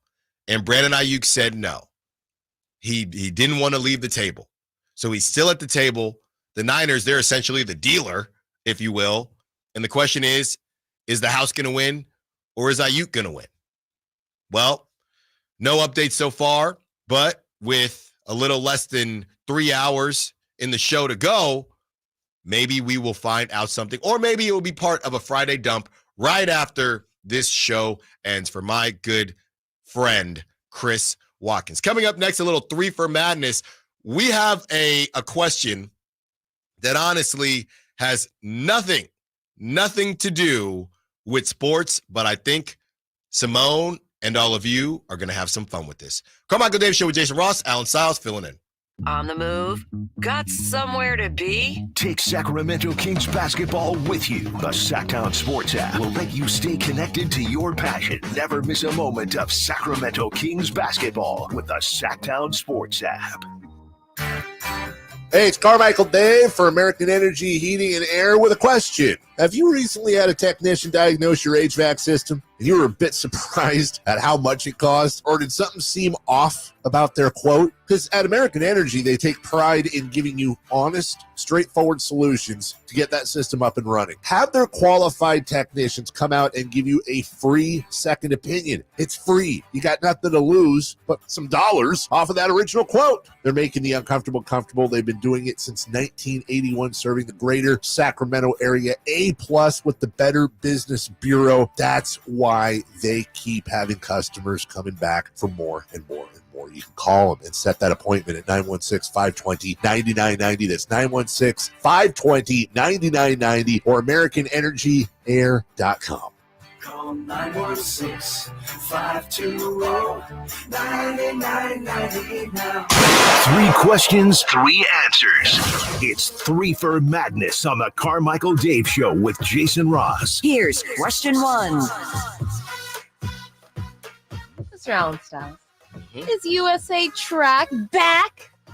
They are definitely back with everything that they've been doing this season. I mean, they're this Olympics, they're doing things that we haven't seen them do in 112 years. That was the 1500 when 2 Americans medaled in that. You have Gabby Thomas doing her thing, the 4x400 relay, the 4x100 relay. Sha'Carri Richardson balling as well. So I definitely think that track is back. Both Quincy's doing their thing, Quincy Hall and Quincy Wilson, both balling out as well. And Noah Lyles, his opportunity to be the 3rd man to double, joining Carl Lewis and Usain Bolt. And if he gets that done, oh my goodness. I'm here, very similar, Simone, as we talked about. Could Noah Lyles be, because we talked about Yasiel Puig being a little bit ahead of his time. And then after that, and you had a little bit of Bryce Harper doing stuff too. And then you had Tim Anderson.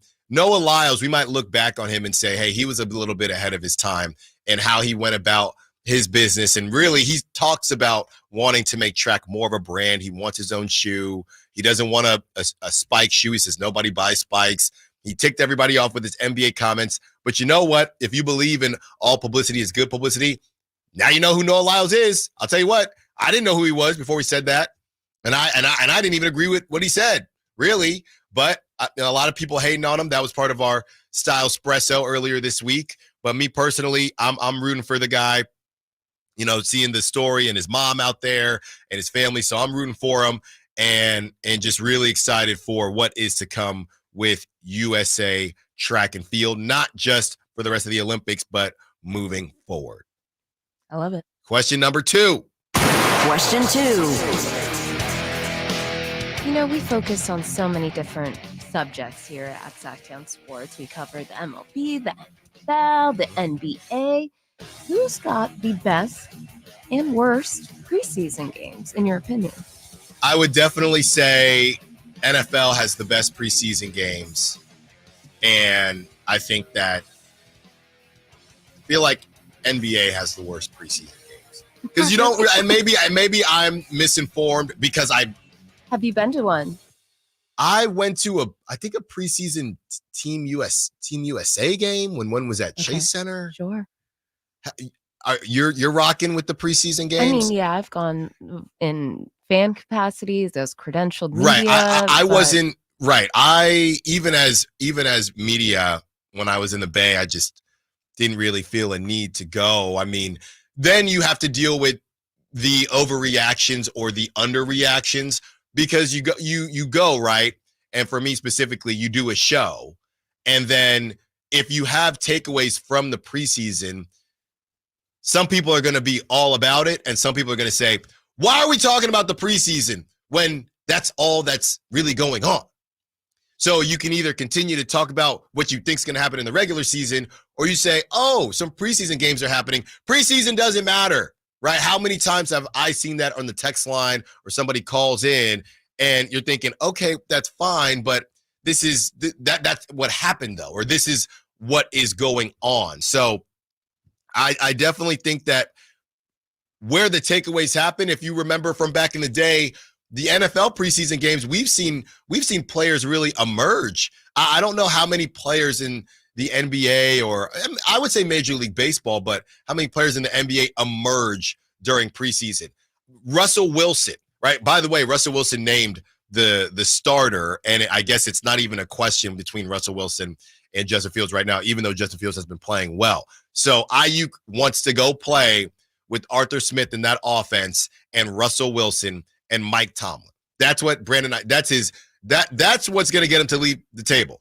Russell Wilson, I know advanced stats, he's played better than a lot of people thought. But there you have it. Russell Wilson is the starter. So you've seen Russell Wilson. You've seen Dak Prescott. He balled out during the preseason. And there's some fool's gold in there. We've seen some other players do their thing, or quarterbacks do their thing in the preseason, and they flamed out. But I do think that it is at the very least compelling, and that's what the NFL does best, right? You're going to watch whenever these young quarterbacks, really, they just have that premium position that you have to pay attention to, and no other sport has that. So NFL best, and I'd honestly say NBA worst out of those top 3 sports. Okay, let's get to the fun one. Question 3. Now, this is kind of spoiling what we're going to be talking about That's later. fine. We'll talk. It's going to, trust me, it's going to keep coming up. Yeah, a little marinade, if you will, Yes. to soak up before we get to the meat and potatoes later. But it seems like the question that we've kind of written here is, if you were with a significant partner, a fiance, if you will, Yes, and you guys were to break up, you're asking who keeps the ring. Yeah, so basically, Alice Finot, a French runner who broke a French record, right? A French record. She then proposed to her boyfriend. So we will get those details for you during What Are We Doing? And I know people are going to have thoughts on that. She proposes to him. And honestly, the first time I watched it, because there's not really audio going on, and I just read it quickly, I just assumed, oh, that's awesome. He proposed to her right after she set the record, but that's not what happened. So we'll break down her quotes a little bit later. But yeah, the question then became, it evolved into, let's say things don't work out. Do you keep the ring, or who gets the ring? And a lot of people, I was listening to a couple different shows before this one, a lot of people were going back and forth on it. So you were engaged, right? Yeah. It doesn't work out. Uh-huh. The wedding doesn't happen. Mm-hmm. Should you expect the woman to give back the ring? And I don't even know what happened in her situation, because normally the man doesn't get the wedding band until the wedding. So I don't know if she proposed and had her own ring. I don't know how that happened, but we'll get into that at the bottom of the hour. But if you break up, who should get the ring? 916-339-1140. Carmichael Dave would be very proud of me for this segment, by the way. 916-339-1140. If the wedding doesn't end up happening and you break up, and you propose to her, or he proposed to you, or he and he, or she and she, whatever the case may be, whoever got the ring, is it your responsibility to give it back? Do you keep it? I'm just going to, before you go, Simone, I'm just going to go on and say, no. Real quick. No. Real quick. I just personally don't know why if you are the person that received the ring, why would you want to keep the ring? If somebody that has kept the ring, why do you want to keep it? That's what I want to know. Is it to get money? Why do you want to keep it? Because I've seen those situations. We watch a lot of reality TV, and it's, oh no, I'm keeping the ring. Yeah, you got that for me. But why? It's nice hardware. But why?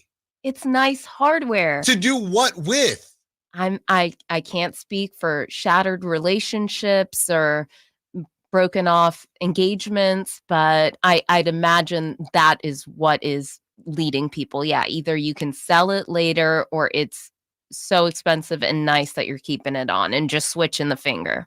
That's what I hypothesize. You can't walk around. No, because in some cultures they wear it on their right finger. Okay, but yeah, then pop it on the middle finger. You're not walking.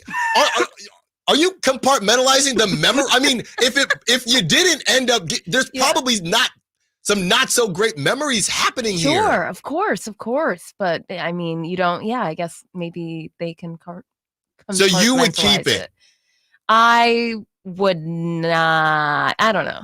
You it might stay in the drawer. It might stay in the drawer. But I mean, this is an awful ideation. This is an awful ideation. And I do want to highlight that there are specific state rules, so do not hold me and Styles accountable to this. Sure.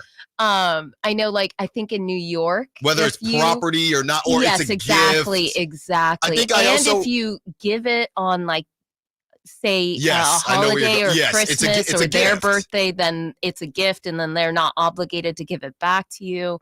So there are statutes and a lot of litigation that I'm not familiar with. And this is awful to think about this, but yeah, I'm keeping the ring. Sorry. But why? You haven't told me why, though. Because if you spent a couple G's, a couple racks on a nice rock. Yeah. I don't know. We're gonna have to see what why are we breaking up? If you did me wrong, I'm certainly keeping it, and we can go to court over it. What if you broke it off? Hey, I don't want you, but thanks for the ring. You see what I'm saying? Awful. I pray he isn't listening right now. This is so cringe. If you break it off and you dare to keep the ring, that is bold. It's bold and it's been done. Yeah, I'm gonna have to.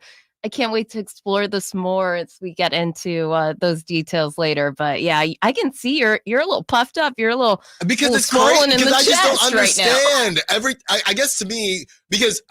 What would you do? Fine, let me flip it back on Sure. you. What would you do if you and wifey didn't make it to the aisle? Yeah. She's breaking up with you. She's also saying, "I am keeping the ring." Then what are you doing? She broke it off with me. Yes. I'm saying, why do you want to keep the ring? See, but that's all you're saying. It's like we're That's just all I asking can questions. say. Okay, you're not taking her to court over it. No. Okay. I'm not taking her to court. Aw. But I would definitely talk bad about her to all my friends and family and anybody that would listen. And on the radio. I would. I don't understand what you wanted, what you're doing with it. 916-339-1140. Also, yeah, we'll have to continue this in the next segment. But yeah, could you have imagined your wifey, your partner, getting down on one knee after she just knocked it out? Well, I took long enough, so it was probably possible. It was probably possible that she was thinking about it, and we'll get into those details in a little bit. We have a ton of texts to read that are coming in already, and the chat I've mobbers. incriminated myself. No, yeah, Simone needs to get dragged, but honestly, some people are agreeing with you. Some people are agreeing with you, and some people are saying, I would tell her to keep it, right, in that situation. Obviously, it depends on how it ends. I'm just thinking, no, because full disclosure, right, you have random gifts. If you've been in relation, you have random gifts. So I guess that becomes where's the line? Yeah. Right? I mean, is there a random watch in my shower bag from an ex? Maybe. Sure. I haven't thrown it away, but I don't ever wear it. So I guess I get it. Because you feel bad because they purchased it, but if she wanted it back, I would give it back. Well, then, okay, are you going to repurpose this ring that you bought for me and then it didn't work out with us, but now you've already spent a couple racks on a ring that then that's none of your business. Person that's comes none up? of your business. Ew, gross, Alan. That's super gross. No, I wouldn't use the same ring, but I would use that money. I might use that money. But then you're going to make so much less to resell it back. So what? Okay. We don't know that. You never wore it. It's not a car. It is a car. It's exactly like a car where so much of its value depreciates the second you walk out with it. Simone. Okay. You've already revealed yourself here. I don't want to hear it. All right. We'll get back into it. More Carmichael Dave Show with Jason Ross coming up next. Alan Stiles filling in. Our first year as the radio home of the San Francisco 49ers is one we will never forget. Going deep down the sideline for Aiyuk. He's got it, and he's gone. 10-5, touchdown! San Francisco! Aiyuk is on fire! Congratulations to the 49ers on a terrific year. And thank you for so many wonderful memories. The light is fading, your hands are sore, and the last tool's been put away. Now is the time to feel the satisfaction that comes with a job well done. But when you get your tools from Harbor Freight, something about the job feels a little different. Your wallet. Because we believe that everyone deserves hardworking tools at hardworking prices. And that's what we have here. So, whatever you do it for less at Harbor Freight.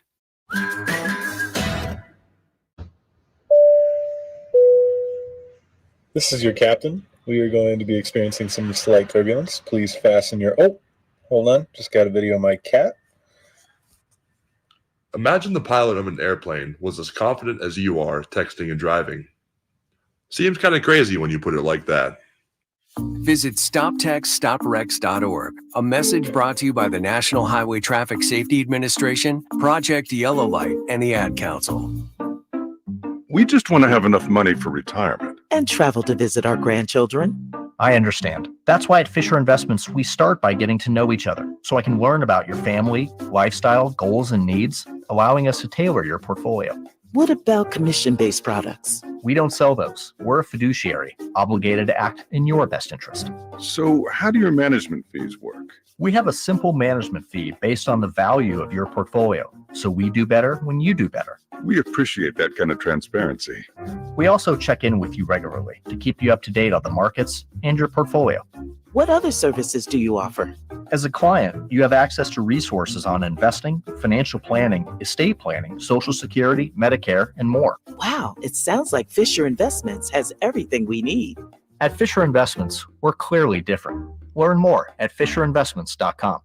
Investing in securities involves the risk of loss. Whitey here reminding you that not all gas grills are created equal. Bring out all the delicious flavors in your grilled meats with the amazing Napoleon Prestige and Prestige Pro line of outdoor cookers. My Napoleon Stainless Steel Pro Series gas grill has turned me into a grilling pro with features other grills cannot match. They're built different, built better, built to last. Made with premium stainless steel that boasts quality and a lifetime warranty. I may never want to cook indoors again. Napoleon grills and accessories are now available at your nearby Amy's, Ace Hardware in Sacramento, and now El Dorado. I would end the day with sore feet, sore legs. The drugstore inserts that I was purchasing were really not very useful at all. I walked into the Good Feet store and the guy kind of grinned at me and said, I hear that a lot. I was living with chronic pain before going to the Good Feet store. Now I don't really have that problem. I'm able to do the things that I expect to be able to do, even at my advanced age. I feel pretty good about what's going on. The Good Feet store in Sacramento, Roseville, and Vacaville. I'm Ken Korak with your Green and Gold Report, brought to you by Xfinity Mobile. Connect to the most reliable 5G network nationwide. Well, with the A's starting rotation in flux for much of the year, left-hander J.P. Sears has been a constant. In fact, he hasn't missed a start going back to the beginning of last year. And when he beat the White Sox to begin the A's most recent homestand, that meant the A's had won 6 of his previous 7 starts. And during those 6 wins, his ERA was 1.73. Want to save on some of the biggest names in streaming on the network made for streaming? Now through September 21st, get 150 megabit Xfinity internet for 12 months with a 1-year contract. And for just $15 a month, add the new Stream Saver. That includes Peacock, Apple TV Plus, and Netflix for just $35 a month. Switch at Xfinity.com today. Restrictions apply. Requires paperless billing and autopay with stored bank account. Equipment taxes and fees extra. After promo, regular internet rates apply. Currently $54 a month. Actual speeds vary. Stream Saver requires Xfinity internet or TV and price subject to change. Joining us now on Sports Sense, certified financial planner Kelly Brothers. Kelly is an advisor with Cap Trust, one of the nation's largest registered investment advisors. Cap Trust counts among its clients numerous pro athletes and pro sports franchises, but most importantly serves many Northern Californians through comprehensive financial planning. Here's Kelly Brothers. Alan Sow's filling in for Carmichael Dave and Jason Ross. They will be back on Monday. But right now, we are joined by Kelly Brothers. You just heard that outstanding intro. Kelly, thank you for joining me, even though the guys aren't in. Nice to be with you here. Alan, great to be with you, my friend. Great to meet you over the airwaves. Do appreciate it. That's right. What would that be called? I know when it's an email, people say, "Oh, good to meet you." What would this be called? Air meet? Are we air meeting? How does that work? Yeah, I don't know, because we can see each other. We can talk to each other. Right. It's good enough for me, Alan. Great to meet you, buddy. That's right. Talking to Kelly Brothers, financial advisor. Kelly, wanted to get into the Kings spending money in West Sac as they get ready for the A's. What's your take on all that, and what can Sacramento residents expect in the coming months here? You know, the one thing that surprised me, I mean, the Sac Business Journal did a good job this week of detailing, you know, they've already pulled permits for a little over $5 million of improvements at Sutter Health Park. And that's everything from expanding the clubhouse, the lighting, Of course, they are going to change out the grass to turf. The turf is going to have some sort of hydration system built in. And, the one thing in reading about it, and we knew they're going to spend millions, they have to.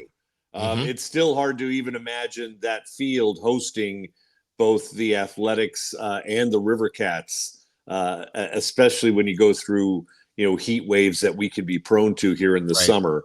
But the one thing I will say that I found interesting in reading about these is how involved Rob Manfred is, the commissioner of baseball. He is very involved in this. He's signing off on everything. The A's are signing off on everything with him. They know this is a risk. Right. Even though, their average attendance in Sacramento is probably going to be triple what it is in Oakland. Yeah. It's still a minor league stadium that seats 14,000 people. And I think everyone's coming to a realization that, especially after the last month, right? Boy, if Sacramento ever really did want to be a permanent home for a major league team, you have to start talking about a retractable roof stadium. You just have to. You would have to. We're talking to Kelly Brothers, a financial advisor with Cap Trust. And Kelly, there's been a lot of back and forth with the Heat, right? And people saying, well, doesn't hurt Sacramento high school football players. They play on turf. What is the worst case scenario? You talk about the hydration system, and I know we're not getting into the weeds on the turf, but I guess what is the worst case scenario if it is simply too hot? Is it just players complaining? We heard Lawrence Butler say, I'm not exactly excited for that whole situation because it is going to be hot, but is there a situation where is the hydration system supposed to keep it from being, I guess, unsafe?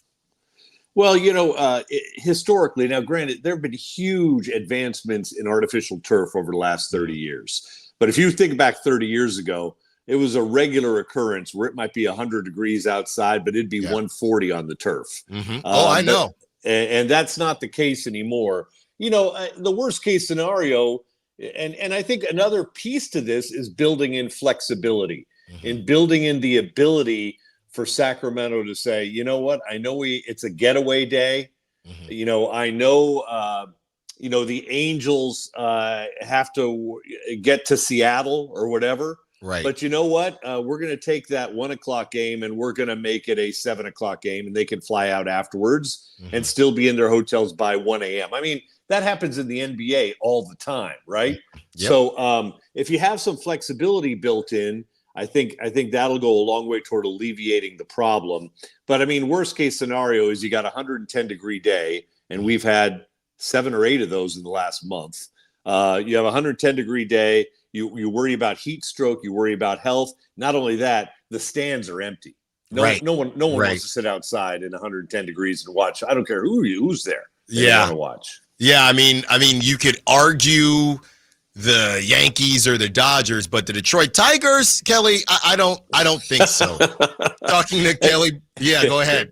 No, it just, we all love, the great thing about Sacramento is there is no night where once the sun goes down, it's not a comfortable place to watch a game, you know? Yeah. So as long as they have some flexibility, I think they'll be okay.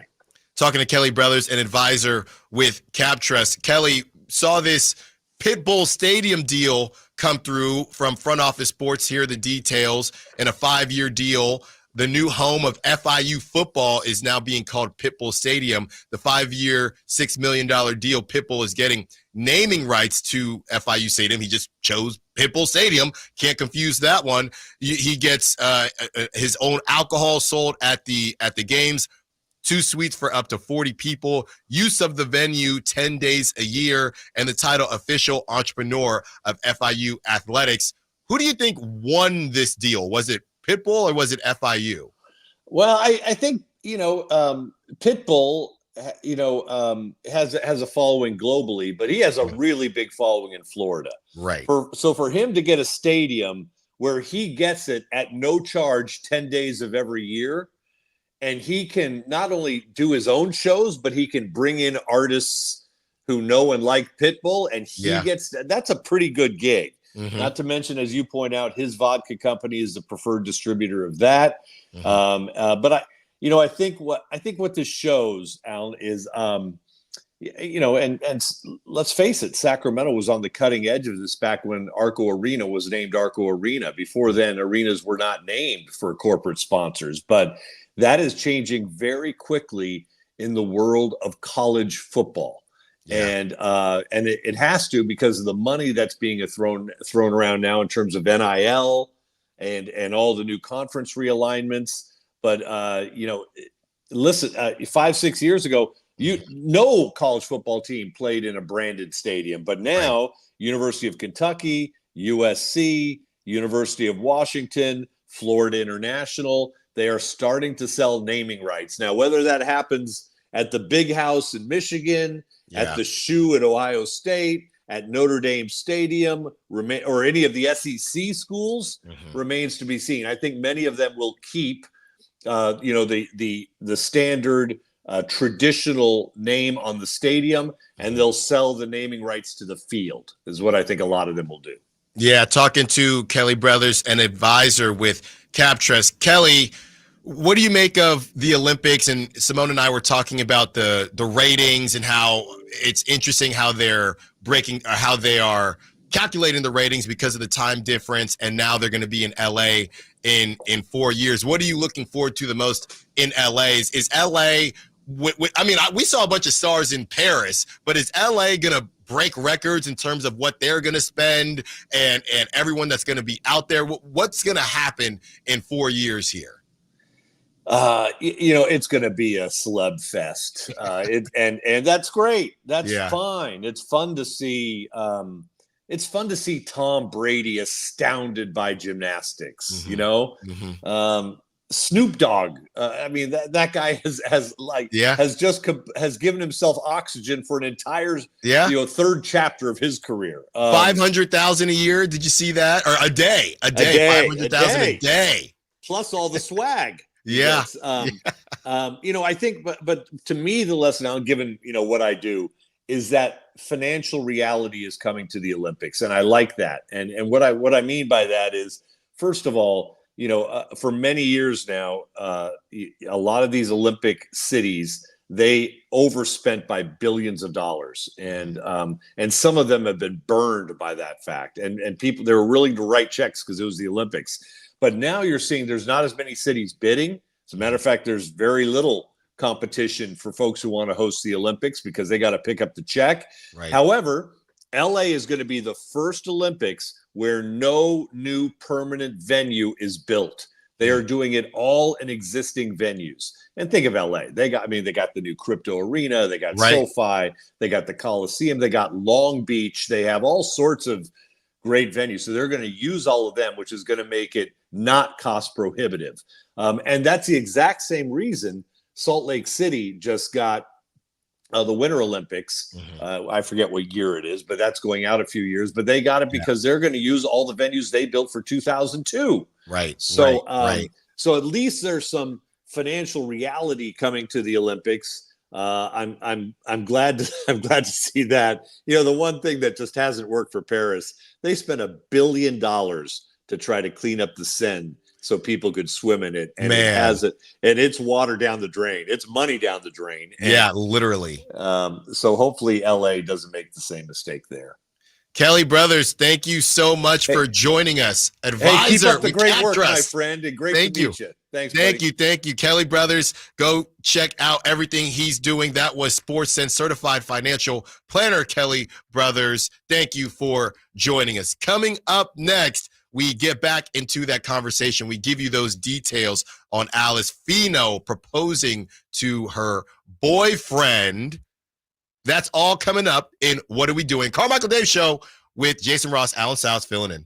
Subscribe to Sacktown Sports on YouTube and watch the Carmichael Dave Show with Jason Ross, Stiles and Watkins, and the Drive Guys. Live Monday through Friday from 6 to 6. Plus view archive shows and exclusive content. Subscribe at youtube.com/Sacktown Sports. Did you know your skin is the largest organ of your body? Huh? That's why you should shower with Old Spice Super Hydration Body Wash instead of plain old bar soap. Love your skin by super hydrating it with vitamin B3 and glorious notes of vanilla and shea. Did you know that my super hydrated skin is the second largest organ of my body? The first is my heart. Old Spice. Men have skin too. Old Spice Super Hydration Body Wash. 24/7 renewing moisture. With daily use. Mom, meet Sarah. From first time Nana moments. Welcome to Flight 101. To annual girls trip moments. Your can't miss moments are worth protecting against RSV. If you're 75 or older or 60 plus with a chronic condition like asthma, COPD, heart disease, or severe diabetes, you're at higher risk of landing in the hospital from RSV. And there are no prescription RSV treatments. Check eligibility and schedule your RSV vaccine at vaxassist.com. So where should we go next? Sponsored by Pfizer. Sacramento Dodge Chrysler Jeep Ram. They believe it's all about people and choices. Their goal is to find the car that fits your lifestyle. With their huge inventory of models, they've got the right car and more importantly, at the right price every time. Experience for yourself why their customers drive away smiling. Discover the difference because it's not just about the car, it's also about the people. Experience the Sacramento Dodge Jeep and Chrysler difference off Business 80 next to Hagen Oaks, or you can find them online, sacsuperstore.com. Sacramento, Dirks Bentley's coming to town. Saturday, September 28th at Hart Health Park at Cal Expo for Country in the Park 2. And he's bringing some friends. Parmalee, Tyler Rich, Dasha, Kelsey Hart, and more. Saturday, September 28th at Hart Health Park at Cal Expo. Get your tickets today before they're sold out at CITPFest.com. Brought to you by RVs of Sacramento and Hoblit Chrysler Dodge Jeep and Ram Center. Carmichael Dave here for Capital Casino. Sacramento summertime heat is back. And of course, Cap Casino, Sacramento's #1 poker room, wants to invite everyone to soak up some air conditioning, still with the most variety of table games in the region. And as always, the best food, best service, and the best action, conveniently located in downtown Sacramento. Capital Casino, of course, reminding everyone to please make sure you gamble responsibly. 1-800-GAMBLER. Keep your family cool and comfortable this summer with Bell Brothers' best summer ever financing event. When you replace your AC system, we're offering 0 payments, 0 interest for 6 months on approved credit, then low fixed rate thereafter. That's right, 0 payments, 0 interest for 6 months on any new AC system. It's an incredible offer on an incredible new AC system, but only for a limited time. This offer is also available on any plumbing, water heater, or insulation projects over $1,000. So call Bell Brothers now. Your family will thank you because they'll be cool and comfortable. But you have to hurry. Our offer for 0 payment, 0 interest for 6 months, then low fixed rate thereafter ends soon. Estimates and second opinions are free. So call now to keep your family cool and comfortable during Bell Brothers' best summer ever event. Our number is 916-444-1234 or find us online at theNoSurpriseGuys.com. That's theNoSurpriseGuys.com. The No Surprise Guys, Bell Brothers.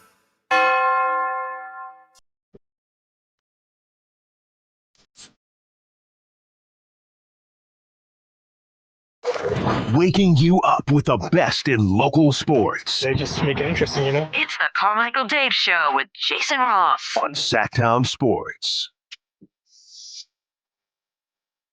Thank you again to Kelly Brothers, advisor with Cap Trust, one of the nation's largest registered investment advisors. You know what I wanted to ask him, Simone. I wanted to ask him about the ring, but we ran out of time. It's just first time meeting. I was going back and I know, forth. and then like with the math and the money of it I all, was I know. tempted, but I thought otherwise. As Simone, Taekwondo is on, and I know nothing about. Obviously, I've heard of Taekwondo, but I didn't know any rules. So I'm watching during the break, and they have on the body armor. We're about to get into what are we doing? Body armor. Yeah, they have on headgear and body armor, and they're just kicking each other. So I looked up, is it illegal to punch in Taekwondo? And punches are limited to the body. So I guess there's a lot of kicking in Taekwondo because punches are limited to the body. And yeah, you learn something new every day. Obviously, I did a splash of Taekwondo back in the day. So you knew that. So you know. Korean martial arts. Okay. if I'm not mistaken. I did karate. I got to purple belt. There you go. And it was Chuck Norris Karate Studio. Chuck Norris Martial Arts Studio. Oh, I'm really behind because I think I only got like a green, the white belt with like a green stripe. Oh, you through didn't it. even. Oh my goodness. Oh my goodness. So it goes, I know in martial arts or karate, if I'm remembering, doesn't it go white, yellow, orange? Is it purple after that and then green? I think I stopped at purple. There's for sure someone who's listening who's Oh, very without a offended and doubt. very familiar with all the I think I rankings. got it And right. I'm sorry. I'm not looking sorry. it up. I think I got it right. We'll be joined by Frankie Cardicelli, who is brushing off his analyst skills. We will talk to Frankie about. Frankie just got engaged too. Oh, I know. I'm asking him. I'm asking him. Perfect. Frankie, I'm going to ask him about the wing problem that we discussed yesterday because we posted that video on YouTube. And look, I'll tell people I'm very open when I get funny texts or texts that say this guy's terrible. I like to talk about it. A lot of hosts like to avoid it, but I think it's funny. I think everybody is entitled to their opinion. So I guess I might be more Kevin Durant than I think. I don't have a burner, but I like to see what people are saying. So we posted that video, Do the Kings Have a Wing Problem, that I had yesterday. And a lot of people did not like what I had to say. And I'm going to be honest with you. I didn't think it was that hot of a topic. I thought we were all on the same page with the Kings wing situation being a problem. And, you never know what fans think. And a lot of fans on that YouTube video, they did not agree with me. And I guess think that the Kings are going to get in a good spot. So I'm going to talk to Frankie Cardicelli about that in about 10 minutes. But Simone, let's get to what are we doing? What are we doing? What are we doing? Thank you so much. What are we doing? Thank you so much, Simone. I wanted to back it up with some music too. Oh, you're doing an outstanding job. The one-person band back there. Colorado, what are we doing? A terrible edit job. And this was on the Shedeur Sanders pass where they throw it in the air and it was literally a cut to somebody just catching the football. Now, they have since come out and shown a different angle that shows that Shedeur did throw it, but they are getting trolled by everyone. You had Arkansas football because what they said is darts only. So you had Arkansas football saying darts only with the ridiculous edit, just clowning Colorado football. And Colorado, I mean, they got their Twitter handles or social media handles on the back of their jerseys during their practices and training camps. So they're kind of a mess. I don't know what's going on. And I know some Raider fans are big on get Shedeur Sanders. I do like the idea of Shedeur Sanders, but it's a bit of a circus. It's a bit of a circus over there. So terrible edit job, whether it was a real pass or not. So now you're getting clowned. Colorado, what are we doing? Let's get. What are we doing? Thank you. What are we doing? Let's get to number 2. This is LeBron James. So during the matchup, LeBron James was already out of the game with Brazil, and LeBron James, he thought that the crowd, for some reason, I'm not really sure why, was cheering for him. And LeBron is trying to make it this thing. He would do it randomly, and now he's doing it all the time where he crowns himself. I think he's now made it his thing where that's his signature move, where I think he still does the 2 chest pounds and then the push down. Haven't seen him do that in a while, but now he's just crowning himself. I think that might have started when he got the scoring title. I might be mistaken. But LeBron thinks that the French crowd is cheering for him, but it was someone else. So we have the audio, and obviously you can't see LeBron doing it, but this is how it sounded on the broadcast. He thinks everybody's done that, really, from the exhibitions all the way through. And we've seen that again tonight as this crowd is responding. Somebody just stood up. The question is, that's an Olympic gold medalist. Yeah. As Caboclo slams inside. I can't see. Is that the swimmer? It could be Marchand. I think it's Marchand in here. It is. It is. Léon Marchand. Yeah. Who had a fantastic Olympics. The French swimmer who is one of the best in the world and proved it with a couple of gold medals here in front of the home crowd, and he got quite the ovation. Yeah, that's love. Very much so. Rightfully so. That's what makes the Olympics so great. Basketball, it's been an amazing competition. There's a great look. So the video, LeBron puts his hand up, and I don't even know why. Maybe he just subbed out. I have no clue why LeBron would think that they were cheering for him. maybe because he had the stitches and he came back, but he was already out of the game. He puts his hand up saying thank you and then crowns himself. When you got to think in the arena, they're saying Leon Marchand is here. So he's just completely on a different planet, and LeBron is getting destroyed, completely destroyed Pretty much for that. So I guess somebody is saying they showed LeBron on the big screen, but it was at the same time as Leon Marchand walking in. So maybe it's a little less egregious for LeBron, but sure. I'll say, what do we do? Can we stop with the crown?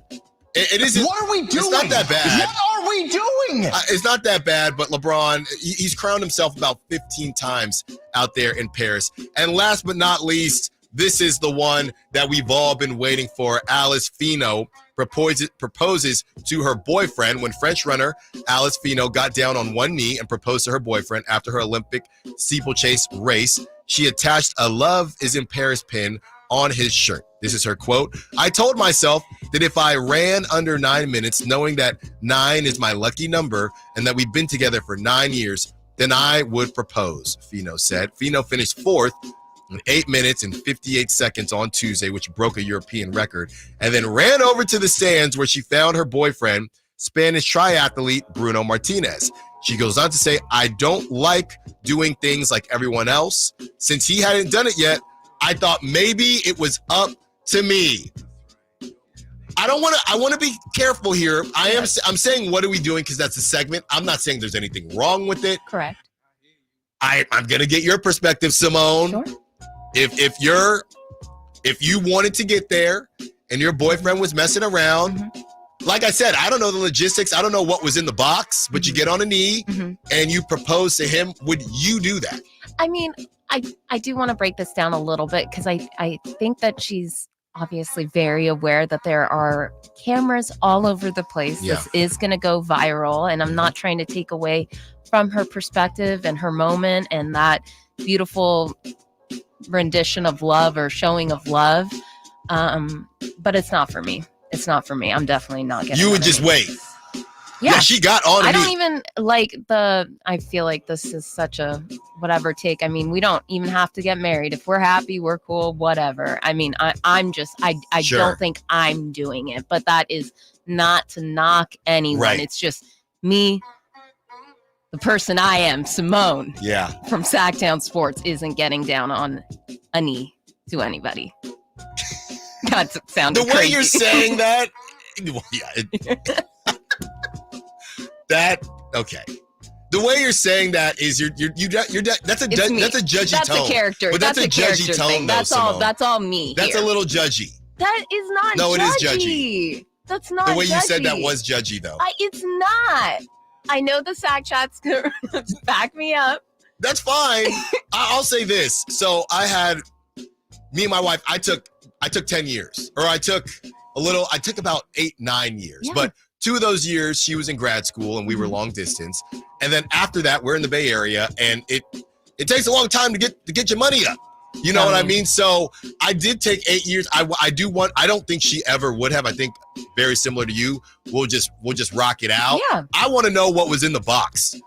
I want to know if because you don't normally get your wedding band if you're the guy until it's over. She pinned it to him. She pinned something to him. What do you mean? So there was no box. She got on a knee and gave the pin, I guess. Yes, exactly. She Not got a on ring. a knee, gave the pin, and then said, "Love is in the air in Paris." So hey, good on her.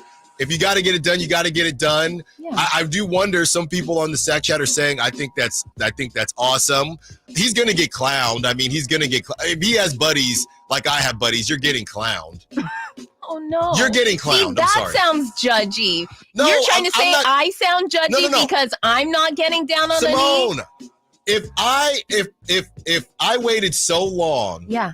that my girlfriend had to propose to me, I'm getting clowned by my friends. Sometimes it's just the power of love that compels you, and she's got this whole circumstance. She wanted to do it. I'm saying it's not me. I would die alone, buried alone before I get down on a knee for anyone. But Guy, look girl, at you. Look anyone. at you. Now you're saying you get buried. This is crazy. And you're saying you're not judgy. Stop it. People text in.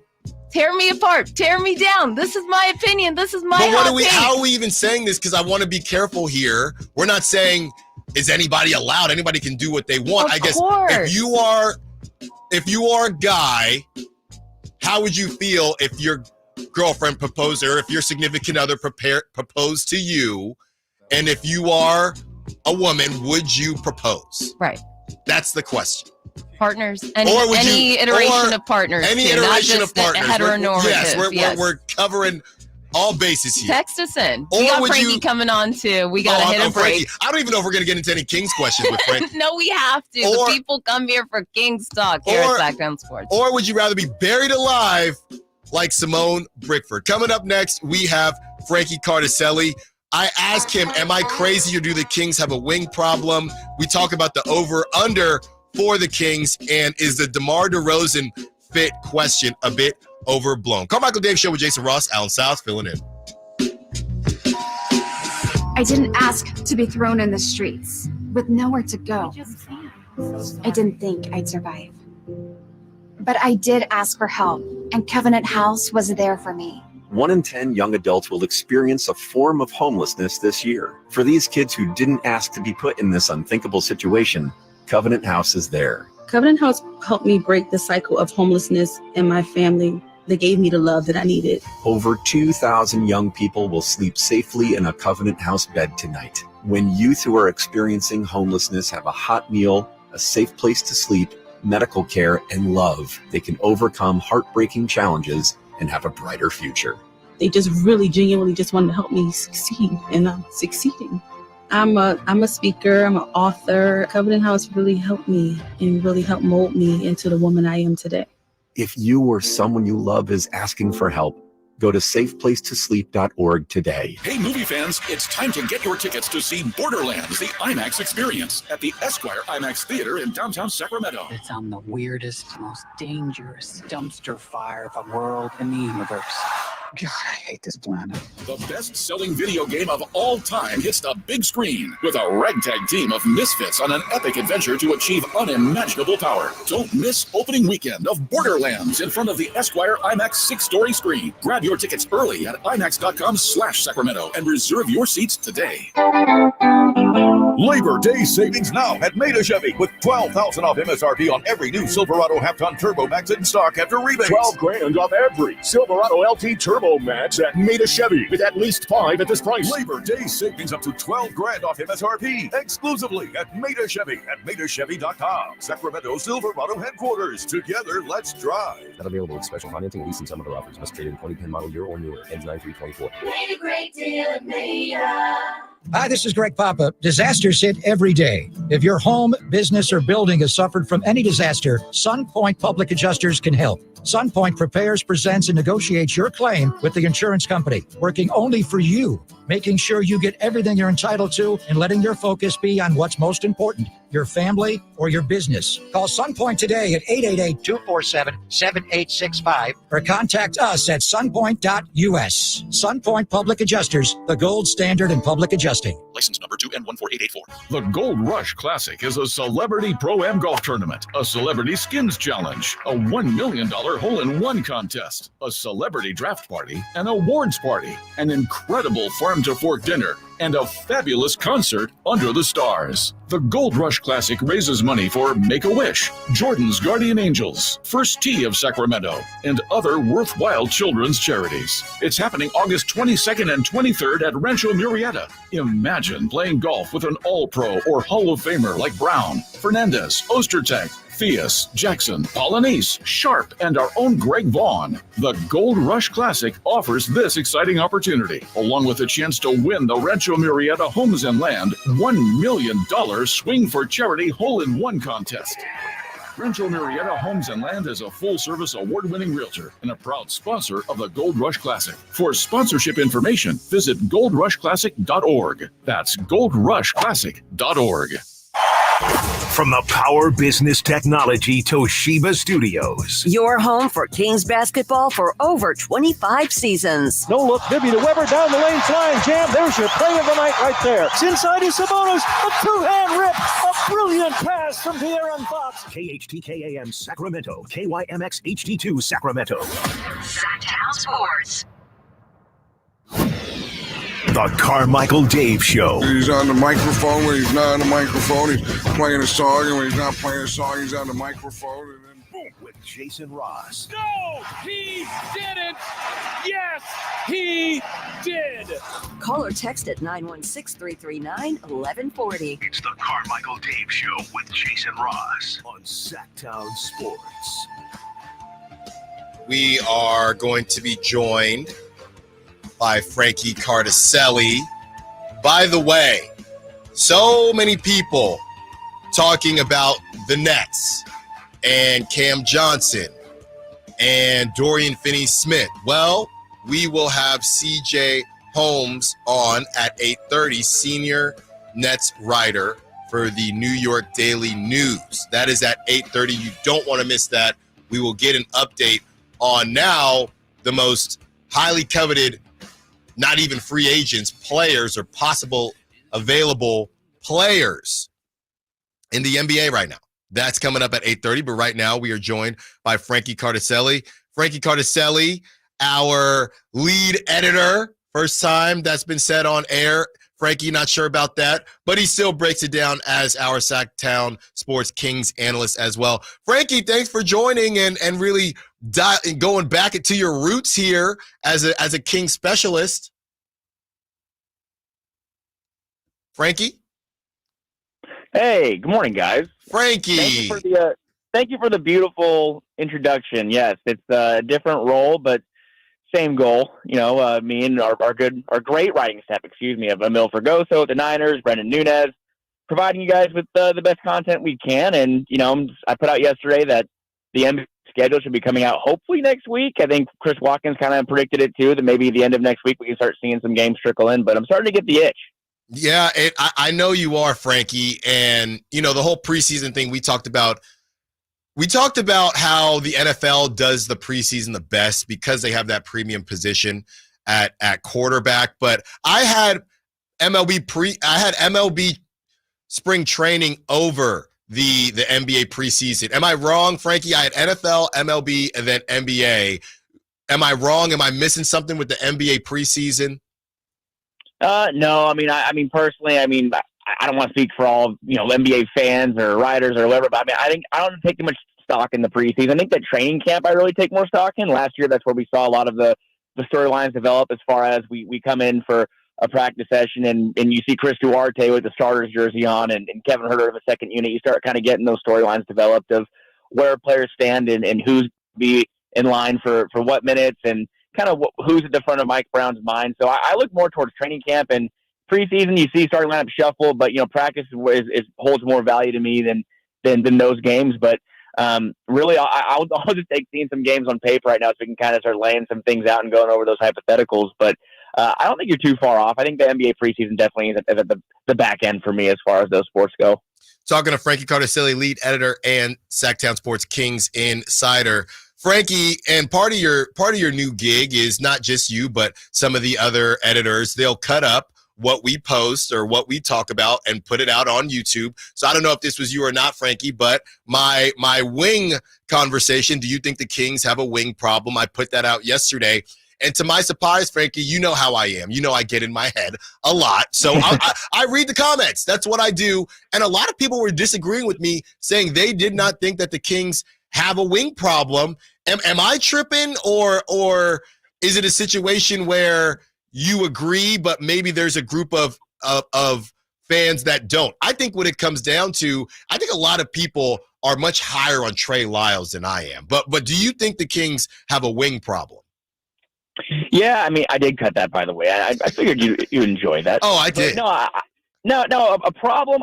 I think that as long as they're healthy, no. I think that if you have your Keegan Murrays and your DeMar DeRozan, Trey Lyles able to play big minutes every night and they're available for you, I think the Kings are in a good spot. Those are the guys that are going to be at the front end of the rotation anyway. But to your point, I do agree that they could use more depth. I think that's been a problem the Kings have had for a couple of years now, that they really are thin at that backup small forward, and even the backup power forward spot, because Trey Lyles, we have seen him slide over and play the 5 in some situations where the Kings are playing small ball, and they go with him over Alex Len. But look, there's 2 months to go until training camps and pre begins.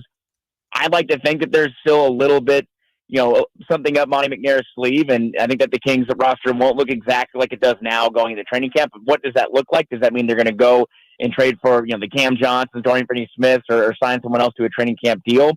That's hard to say. I think Monty McNair is someone who, a lot of the times, it's the move that you least expect. I think that a lot of people didn't expect DeMar DeRozan to be on the team coming into this season. I think a lot of people didn't expect Malik Monk to re-sign as quickly as he did. Now, was it McNair or was it Malik Monk's decision? I think that's obviously something that went more towards Malik's decision. But I think that, yes, there is going to be a problem if DeMar DeRozan or Keegan Murray miss time. So I think the Kings obviously need to upgrade that spot and add around those guys. But I think that starting the season with Keegan Murray and DeMar DeRozan as your primary forwards, I think you're already in a better spot this year than last year. But obviously very thin glass, because if one player goes down, it's going to open up a whole other conversation. Real quick, Frankie, with that being said, what have you heard about Jalen McDaniels? I mean, has he stepped foot in Sacramento? I mean, we're talking about the Wings, and he doesn't even get brought up. What are you hearing about that? I think a lot of people still think he'll be part of another move. Is that somebody that maybe could help that situation? Yeah, I mean, just talking to people around the game, nobody from the Kings front office, nothing like that, but just talking to people that have been around the game for a while, I think that the Jalen McDaniels move is definitely not viewed. That I don't think people should hold too much weight in it and expect him to play like large minutes out of the gate. Someone that's been, a marginal contributor during his time in the NBA. I think that from a positional standpoint and from his body type, I think he's 6'9", has a 6'10", 6'11" wingspan. That's the ideal player the Kings want. And obviously we know what his brother's been doing in Minnesota, but I think that expecting him to be someone that's going to be contributing from day one, that's something something I expect. I do think he's been in the area. I don't think he's been going through workouts at facilities, but I think he obviously came in and checked in with the organization. And as all players do, they go back to their respective areas around the country, and they get their workouts in privately or with their guys and their groups. But we've seen Mike Brown make some interesting decisions before in the past. We saw the KZ Okpala situation where he was starting him for a couple of games before Keegan Murray was put back in that starting lineup. And then we've obviously seen last year Chris Duarte. Could there be some trickiness around it? Mike Brown tries to fit something on the defensive end, maybe, but I wouldn't think so. I think that he really is a depth piece and someone that could be in a spot to play some minutes if the Kings don't move forward and add more around this group. But I think ideally the Kings make another move or two and they add around them and make that a bench piece. But I think that the McDaniels move really was just a matter of matching salary and getting close to where they needed to be to move on from Sasha Vezenkov, who clearly wanted to go back and play in the EuroLeague, and it looks like he already is making himself at home over there. So not expecting much from McDaniels personally, but obviously a player that could fit their need if he can take a step forward this year. But I'm not really expecting much in my opinion. Frankie, real quick here, because I want to fit in a very important question after this. Real quick here, Frankie, 2 words or less, 46.5 wins over under for the Sacramento Kings. Over.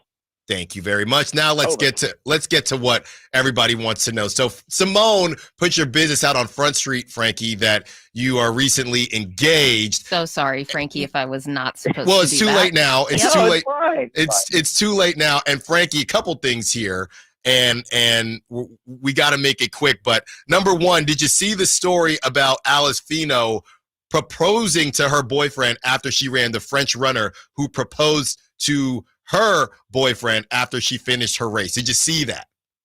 I did. Yeah, I saw that. It was very nice. Do you think you were getting close? I don't know how many years it was for you, but do you think your fiance would ever propose to you? We were at 7 years and 9 counting, dating in college and whatnot. And I think you just said you were somewhere similar with your wife, I think around 10 years. Mm-hmm. But no, Allie would never propose to me. She definitely wants to, she wants to feel and special. I love Allie too. She wanted the experience, and she deserves the experience, obviously. But I think it doesn't matter if if she wanted to propose. I think it'd be great. I think it's love, man. You do what you do. You feel what you feel, and Frankie, time is right. Do you think it's crazy that I said instead of proposing, you can bury me, or me proposing, you could bury me alive, because those are my two options. It's either someone proposing to me or I'm getting buried alive one day when I'm ready to die. Do you think that's that what crazy? you really want? Yeah, like I would rather be unmarried and buried alive than me get down on one knee and propose to someone. Crazy. Is that crazy? I don't think it's crazy. I mean, okay, thank you have your preference. Thank you. You're allowed to like Thank you. and See, you know Frankie that backs me up. Okay, well, let's see what Frankie has to say to this one. Frankie, we know it's going to work out, and we know you're going to be together forever. That's how it works. I hate this preface. I can't wait to give my speech, and it's going to be a great time. What I wanted to say was this thing kind of evolved into, let's say it didn't work out, right? And I've already answered the question on my end. Would you expect to get the ring back? I mean, I don't really care. I mean, personally, but Frankie, be honest. You can be honest here on the airwaves at Sacktown Sports. Probably, but I'm not going to be I wouldn't be demanding it or anything. I'd be like, okay, like it is what it is. But I just don't get, because Simone would keep it. She would might. keep it. I said I might. No. Situationally. It's situationally. And you were asking me why I would, and I said because it's nice hardware. That can go on other gather fingers. Dust. It can go on other fingers or sit in the cabinet. There's a whole argument, though. It's like, oh, well, I paid for it. And it's like, well, I gave it to you, and that'd probably be the discussion. I'm sure that it's yours because, like, we give it to you. It's theirs. Like, I wouldn't ask for it back. I would just expect it back. That's what I'm saying. Frankie. All right, Frankie. Wow. No, don't start with me, Frankie.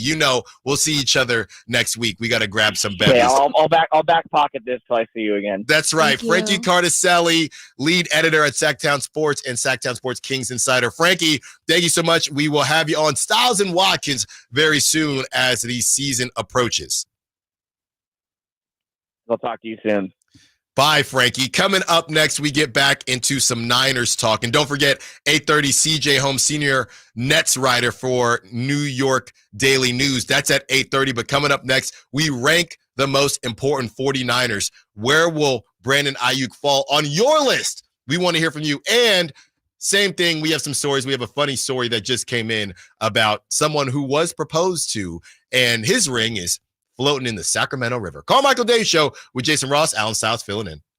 You never know what you might hear when listening to a Sacramento Kings game. Out of Keegan, going for another triple. Man, is he feeling it. Can he do it? Yes, there's number 11, Keegan Murray. Keegan steps back. He just knocked down his 12th three-pointer, a Kings franchise record. He's got 45 points. Never miss a moment of Sacramento Kings basketball with Sacktown Sports and the Sacktown Sports app. Hey, it's Carmichael Dave here from my friends at American Energy, and I got a question for you. Have you recently had a technician diagnose your HVAC system, and you were surprised at the cost of the repair? Of course you were. How are we supposed to know how much it costs? Maybe something was off about their quote. Well, at American Energy, they take pride in giving honest, straightforward solutions to getting your system up and running. That's why they have an A+ with the Better Business Bureau. That's why they've been around the greater Sacramento area since 1981. Have one of their qualified technicians come out and give you a second opinion for free. What do you have to lose other than dollars off of your initial quote? It costs you nothing. American Energy Heating and Air is at 916-520-9990 or AmericanEnergyAir.com. American Energy, making the uncomfortable comfortable. Give them a call, 916-520-9990. Call 916-520-9990 now.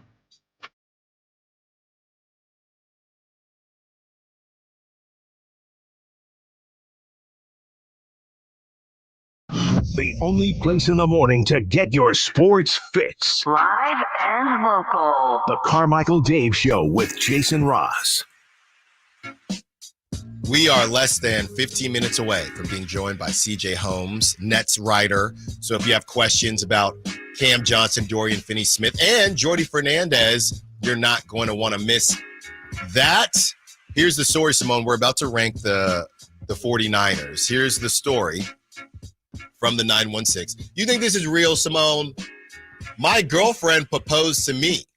I said no. she threw the ring she bought for me, and in parentheses, I'm a guy, into the Sacramento River, LOL. No. Please don't let it be true. Because it is a thing, and I don't know why they said no, but it is a thing. I know some people try to break the mold, and like I said, typically you don't wear the wedding band until you're married. I believe some people think it's bad luck. If you're the guy, you don't put on the wedding band until you're married. So I'm wondering if he had the wedding band in there. That's clearly not why he said no. Clearly something else was going on. But she threw the ring into the Sacramento River. Oh, I had to read it myself. Oh, I hope it's not true. And if that did happen to you, I'm so sorry. And you're hearing this still. That's intense. Well, did you want to keep? I mean, here's the thing, though. Obviously, for the most part, the wedding bands, either whether man or woman, they're less expensive than the engagement ring. So I don't know how many guys in that. Well, that's a very specific situation. So I don't know how many guys would. Oh, if she didn't throw it in the river, would he have wanted to keep it? No. Right. No, because then you can't be like, I'm keeping it, but I'm also saying no to your proposal. Right? That's true. That's true. That's a little different. I do want your ring, but I am saying no to you. I guarantee you it's out there. I guarantee you there's someone out there. Someone that thinks just like you, Simone. I also really want to take the time to highlight here that, again, we are speaking very broadly. Yeah. This is rooted in heteronormativity right now, and there's a lot of cultures that I'm sure we're speaking from a perspective of American culture where it is very traditional, where a certain person proposes to a certain person, and it can be very different for all different types of people. So I really do mean no offense. We're just having a little fun, and but Simone would rather be buried alive. Yeah, it's not for me. I'd rather be, the important part I'd like to highlight is I'd rather be unmarried and buried alive. I can, I'll have a life partner, I hope, Lord willing. But, if they're not proposing to me, I am not proposing to them, and we'll be in a stalemate till I return back to the earth, if you will. You're hilarious. So sorry. All right. We're going to rank these 49ers. And this was done on Good Morning Football. And I thought it was an interesting exercise. And honestly, it's a lot different. And somebody is tweeting right now, Tony Farmer, betting analyst for SI.com and OddsShark. And he had something that I thought was pretty interesting when you think of it that way. He says, one day people are going to look back and wonder, how did Kyle Shanahan have a team with that many Hall of Famers on it and not win a Super Bowl? I never really thought about it like that. And the number of Hall of Famers that he currently has. But we'll get into that a little bit more. For Good Morning Football, they have their top 49ers and who's the most important out of the 5. Okay. And only one person, Akbar, is the only person that even has Brandon Aiyuk in the top 5. Someone has Christian McCaffrey, then Brock, then Trent Williams, then Bosa, then Warner. Someone else has Purdy, Christian McCaffrey, Bosa, Debo, and then Warner. The one with Brandon Aiyuk from Akbar has Christian McCaffrey, Trent Williams, George Kittle, Debo, and Brandon Aiyuk. I want to do this right now, Simone. Let's just do top 5. All right. And I need your help as well. And obviously, call in, text in, Sack Chat. The number 1 most important player on the 49ers. Is it Brock Purdy? Is it Christian McCaffrey? Is it Nick Bosa, Trent Williams? I feel like I got to go Christian McCaffrey number 1. I'm going Christian McCaffrey number 1. You, big dog.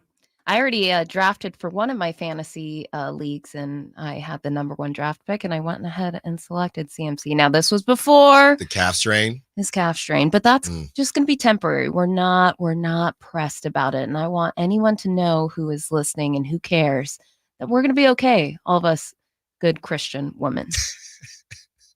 Number 2, this is even where it starts to get tough because I'm stuck between Brock Purdy, Trent Williams for Warner. I'm actually going to based on if it's Christian McCaffrey and how important he is, I'm actually going to go Trent Williams. I'm with you on number 2. again. And then I think that already dictates who's going third. Brock. Yes. Brock is 3.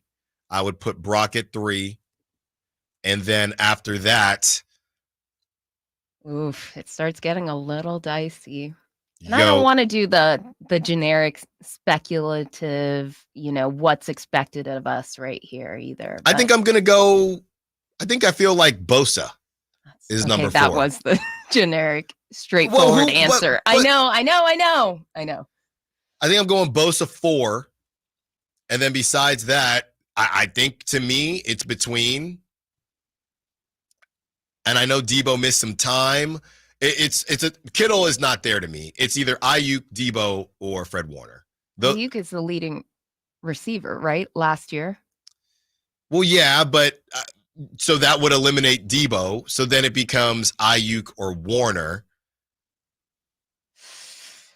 Dicey. Yeah, and the other question would be, the reason this exercise matters is because how many other teams have a number 1 that they're paying upwards of $30 million that is even a question whether they're in the top 5. Amon-Ra St. Brown, he's in the top 5. The only one I actually would ask the question, and I thought it was an overpay anyway, would be Jalen Waddle. I think Jalen Waddle, he's same idea. I think he's probably in the top 5 for the Dolphins because they're so, pass heavy. He is in the top 5 for the Dolphins. Well, I'm doing both sides of the football. Yeah, and I understand that. Okay. I mean, they're not some or defensive powerhouse. Then put him in then there's. I would absolutely have Jalen But that's Waddle. helping. But that's helping what I'm saying. Okay. I'm saying that's another team or another guy making that type of money. He's in the top 5.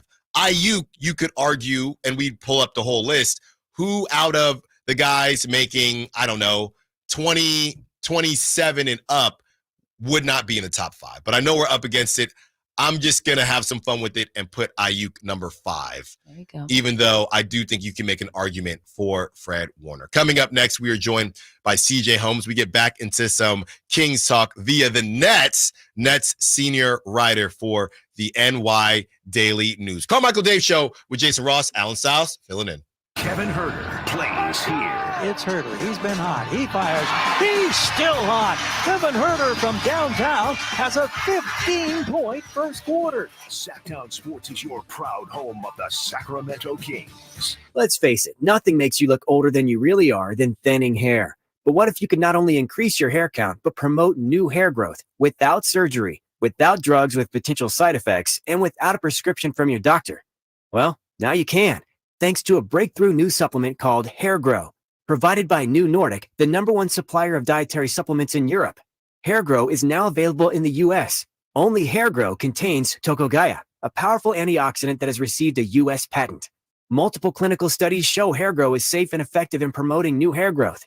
In one study, 95% of the patients using Hair Grow saw increased hair count. Don't lose more time and more hair. Try Hair Grow today to feel and look your best. Available online at Amazon, Walmart.com, and NewNordicUSA.com, or in stores at your local CVS. Look younger and feel more confident with Hair Grow by New Nordic at NewNordicUSA.com, or in stores at your local CVS. The NBA app is everyone's app. Every fan of every team. Oh my goodness. Everyone who follows LeBron, Tatum, and Embiid in the app. Every warrior who's ready to go to battle over three-point percentages. Every streetwear king who's here for the tunnel fits. Every young buck, nugget, and grizzly who wants to take a peek behind the scenes of the league. And everyone else on this floating basketball we call Earth. Download the NBA app today. Available in the Google Play, Apple app, and Android stores. Hey, everybody, it's your boy Drapes, Kyle Draper from Mercedes-Benz of Stockton. I can't speak enough about my new Mercedes-Benz EQS SUV. I recently got back from a long trip. I was tired. My back was aching from being on the airplane. I was dragging. But once I hopped in my all-new electric SUV, all was good. The first thing I did was put on the seat massager. It really made a difference. I challenge you to check it out for yourself. Go visit my friends at Mercedes-Benz of Stockton and tell them Drapes sent you. It's just a short drive down I-5 or online at mbofstockton.com. Sacramento, Dierks Bentley's coming to town. What was I thinking? I'm getting drunk on a Saturday, September 28th at Hart Health Park at Cal Expo for Country in the Park 2. And he's bringing some friends. Parmalee,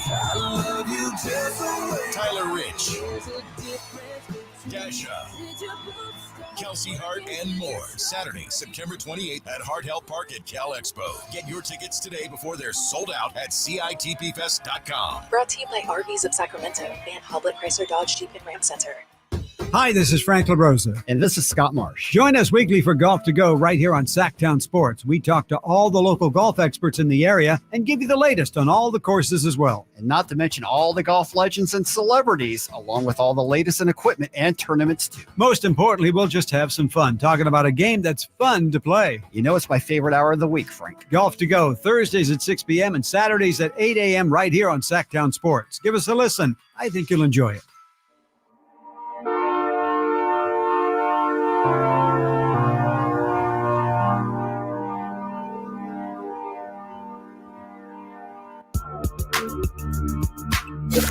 Waking you up with the best in local sports. They just make it interesting, you know? It's the Carmichael Dave Show with Jason Ross on Sacktown Sports. About to be joined by one CJ Holmes, senior Nets writer, New York Daily News. In other news, while we get him on the line, in other news, Nick Foles has announced his retirement. Nick Foles, the Super Bowl MVP, he has decided that it is all over for him. After much thought and prayer, I've decided to retire from the NFL. It's been an incredible 11-year journey filled with unforgettable moments and amazing people. From being drafted by the Eagles to winning the Super Bowl, every step has been a blessing. I'm excited to spend more time with my family and embrace the next chapter of my life. Thank you to all my teammates, coaches, team staff, and fans for your unwavering support. I am forever grateful. That might go down as one of the most unique seasons that we have ever seen with Carson Wentz. I mean, technically, Carson Wentz is a quarterback with a Super Bowl ring, but he did not play in the game. And then we all know how that ended for Carson Wentz, but shout out to Nick Foles and his career moving forward and everything that he has coming up next. And speaking of what's coming up right now, CJ Holmes, senior Nets writer for the NY Daily News. CJ, thanks for joining us, man. How you doing? Doing well. What's going on? Not too much. Look, let's just get it out now. I talk about it all the time on these airwaves. How is everything going with the rehabilitation process? You're in the boot right now? Yep. Okay. You know, one of the first things, conversations I remember having when I got injured was,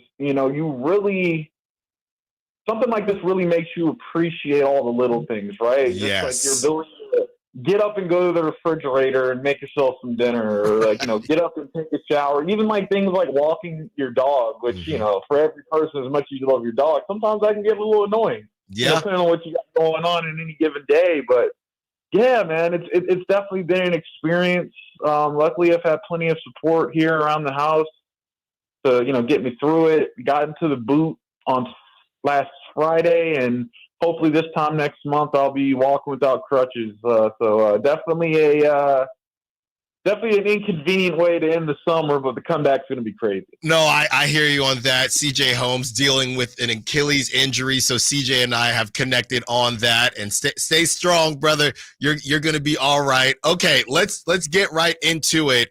And there are some new connections between the Nets and the Kings, with Jordy Fernandez joining as the Nets head coach. Were you surprised with the hire, and have there been any notes on him so far?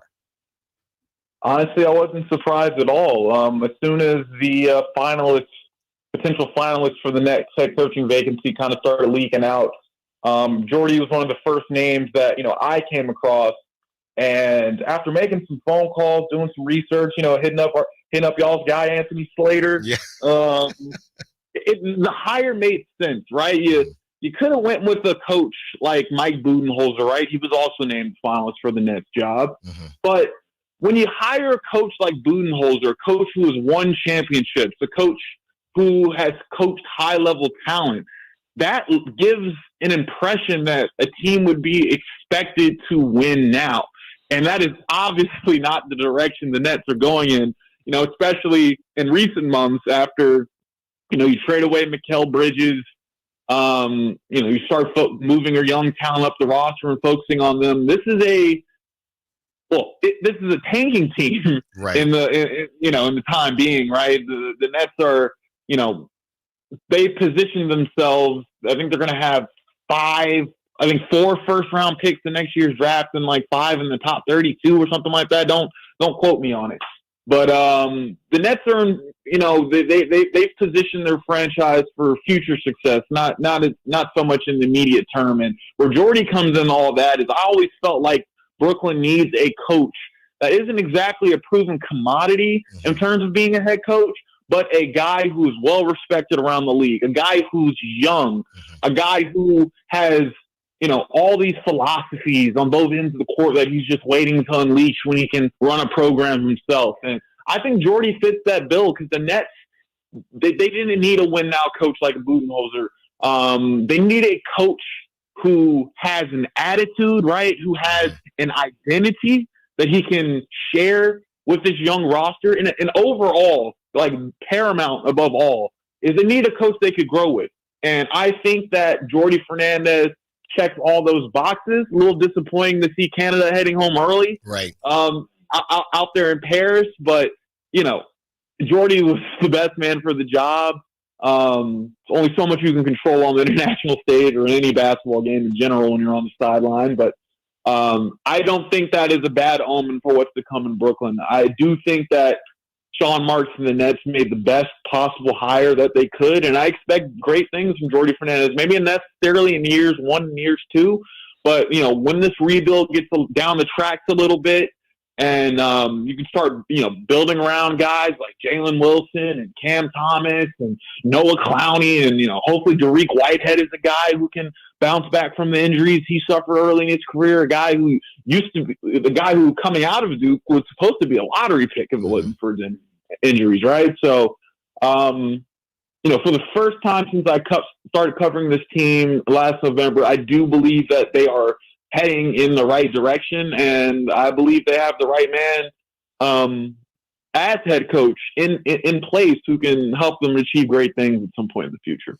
Talking to CJ Holmes, senior Nets writer for NY Daily News. Well, with that being said, CJ, I think Kings fans are in an interesting position because you want Jordy Fernandez to succeed. And I think when teams go into blow-up mode, a lot of times that coach isn't given the leash that they maybe deserve, and then they bring somebody else as soon as they start to get good. So what do you think the chances are that the Nets, I know Evan Siddery put something out that the Nets are really the only team that might go full-on blow-up. What are the chances are that the Nets blow this thing up, and what would that even look like? Here's the thing about this rebuild. When most NBA fans think of a franchise rebuilding, right, it's usually portrayed as a long process that can take anywhere from 3 to 7 years, right? I think that the Nets are in position for this rebuild to go a lot quicker than a lot of people think. The first thing is their draft capital, right? I don't have it right in front of me right now, but they have a boatload of draft capital. They're going to have 4 first-round picks in a loaded 2025 class alone. And even if they don't get the number 1 pick and you can get a Cooper Flagg or Dylan Harper or, those guys who are being highly touted right now, you're still going to get very good talent up and down that first round, right? Then, and that's assuming they just keep all the picks. You could package it and say they fall short of number 1. You could probably package those picks and get up to 1 if you really want to, depending on how that top team feels about Cooper Flagg, right? Yeah. That's the first thing, the draft capital. The draft capital sets them up to rebuild this team very quickly. The second thing is the cap space. I think Keith Smith said, put out a tweet earlier today that the Nets are expected to have over $30 million in cap space next summer, right? On although next year isn't expected to be free agency isn't expected to be wild next year, the Nets are still going to be in a position to get their pick of veterans because of the money they have available, right? Mm-hmm. And it's not hard to convince someone to come play in New York. I mean, ask Kyrie Irving, James Harden, Kevin Durant. It's not difficult. Yeah. The Nets have great facilities. They're a pretty solidly ran organization. They got good-looking jerseys, right? And above all, you're in New York City, right? They're not the Knicks, but it's still not hard to convince players to come here. And that's the second thing they have going for them. And the third thing they have going for them is youth and talent already on their roster. I kind of mentioned this before. You got Cam Thomas, 22 years old. I mean, if he takes a leap next year, because he's going to be the number one option next year, right? What does that look like, right? You got Noah Clowney, tremendous upside. Jalen Wilson just won Summer League MVP. Yeah. Right? So this team has young talent in place already that needs to be cultivated. So you add a couple more young players to this chest, right, over the next couple of years. Like I just mentioned, you're going to have your pick. The Nets are going to have their pick of, a lot of high-value veterans, right? Mm-hmm. And, in terms of the quote-unquote blow-up, I do expect guys like Cam Johnson, Dorian Finney-Smith to be moved before the February trade line. A lot of folks thought that might go down this summer. But the Nets are in a position where they have enough draft capital really as it is. So until the right deal comes along, I mean, why deal those guys? Yeah. Dorian has 2 years left on his deal. Then Cam Johnson has 3. So there's no rush to move those guys, even though I expect them to be moved. But with all 3 of those main factors I mentioned, I truly believe that the Brooklyn Nets are in a position to turn this thing around a lot sooner than people think. Talking to CJ Holmes, senior Nets writer for New York Daily News. Well, CJ, you led me to my last question. Based on what you're saying, and maybe you can go into what you're hearing because every team now, right now that the Warriors missed out on Lauri Markkanen, and now that the Jazz have Lauri Markkanen, now they're buyers. Every team, the Lakers, everyone is saying, why don't we just get Cam Johnson? We don't want to pay the price on Brandon Ingram. We don't want to pay the price, or we don't want to deal with Kyle Kuzma. Cam Johnson has been on 8 different teams. Dorian Finney-Smith has been on 8 different teams. And I think a lot of people are wondering, will these price tags hold, which they are pretty high right now, pretty steep. My argument is when more teams enter the conversation, why would the Nets drop that price tag? How do you think this thing ends for Cam Johnson and Dorian Finney-Smith? You talked about the Nets holding on to their price. Do you think they're just going to wait until one of these teams get desperate and you're saying it probably won't happen during the offseason, but it might happen before the trade deadline? Alan, that's exactly what I'm saying. The thing is about guys like Cam Johnson and Dorian Finney-Smith. Here's the thing about last year's Nets team, just in general, right? Mm-hmm. Even at last year's trade deadline, there's teams around the league inquiring about the pieces that the Nets have. The Nets had very good NBA pieces last year. The issue is those pieces didn't fit together. Right. And those pieces were built or part of a puzzle built around Ben Simmons, right? Mm-hmm. And they, that front office, they built that team around Ben Simmons, and those pieces were supposed to mesh a little better with him out there on the court. Unfortunately, he wasn't healthy last year, as he hasn't been in recent years, right? Mm-hmm. But the thing is, Cam Johnson, a 6'8", 3-point sniper, that's at a premium in this league, man. Mm-hmm. Dorian Finney-Smith is one of the better two-way players in the league, regardless of position. Not to mention his 3-point shot took some strides last year also. Right. Ebbs and flows, but still strides were made. So as we get closer to the trade deadline, there are going to be contenders. I expect them to go to contenders, and they're going to be contenders around the league looking for their missing piece, looking for that to make that final push, so to bolster their roster. And that's when Brooklyn's going to get the most out of these guys. They're not going to get the most out of them right now, while teams are still kind of confident with what they've done this summer. Right. They're going to wait till some teams hit a snag, or some teams have an unfortunate injury. And at that point, that's when the value of a guy like Cam Johnson, a guy like Dorian Finney-Smith is going to be at its highest. Not right now, but as closer we get to February.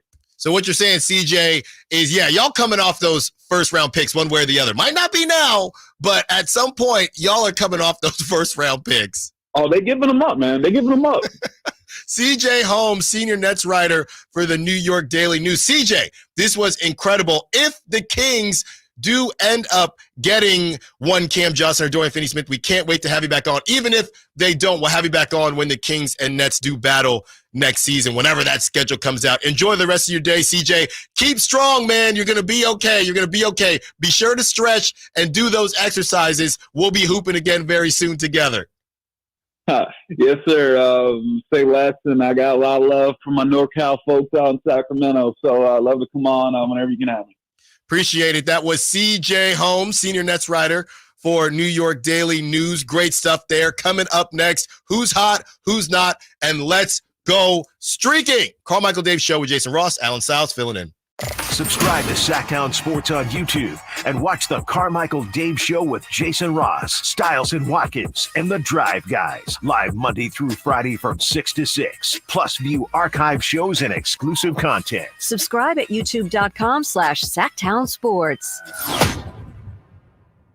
You hope that you're never in a situation where you need representation, but if you ever are in that spot, you certainly want someone you can trust. And I'm sure you've seen all those lawyers on TV that just quickly process through case by case by case. Well, how about someone that's right here, that is local, that cares about you, cares about their own name and their brand, but certainly cares about our community? So if you're in that spot where you need representation, I suggest Jonathan Gonzalez at the Gonzalez Law Offices. He's right here in downtown Sacramento. And again, doesn't count you as just one of those many case after case after case. He will put in the time, put in the effort, get to know you, and is here to help. Whether it's wrongful termination cases, expungements, car accidents, whatever and wherever you feel the need for representation, I suggest you contact SACLegalDefense.com or call them at 916-304-9187. Again, that's the law offices of Jonathan Gonzalez at SACLegalDefense.com or 916-304-9187.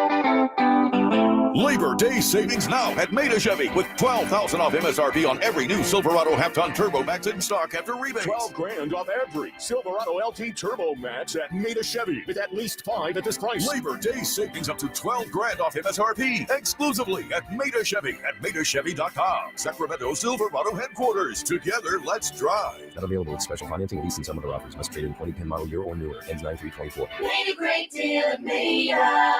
Keep your family cool and comfortable this summer with Bell Brothers' best summer ever financing event. When you replace your AC system, we're offering 0 payments, 0 interest for 6 months on approved credit, then low fixed rate thereafter. That's right, 0 payments, 0 interest for 6 months on any new AC system. It's an incredible offer on an incredible new AC system, but only for a limited time. This offer is also available on any plumbing, water heater, or insulation projects over $1,000. So call Bell Brothers now. Your family will thank you because they'll be cool and comfortable. But you have to hurry. Our offer for 0 payment, 0 interest for 6 months, then low fixed rate thereafter ends soon. Estimates and second opinions are free. So call now to keep your family cool and comfortable during Bell Brothers' best summer ever event. Our number is 916-444-1234 or find us online at theNoSurpriseGuys.com. That's theNoSurpriseGuys.com.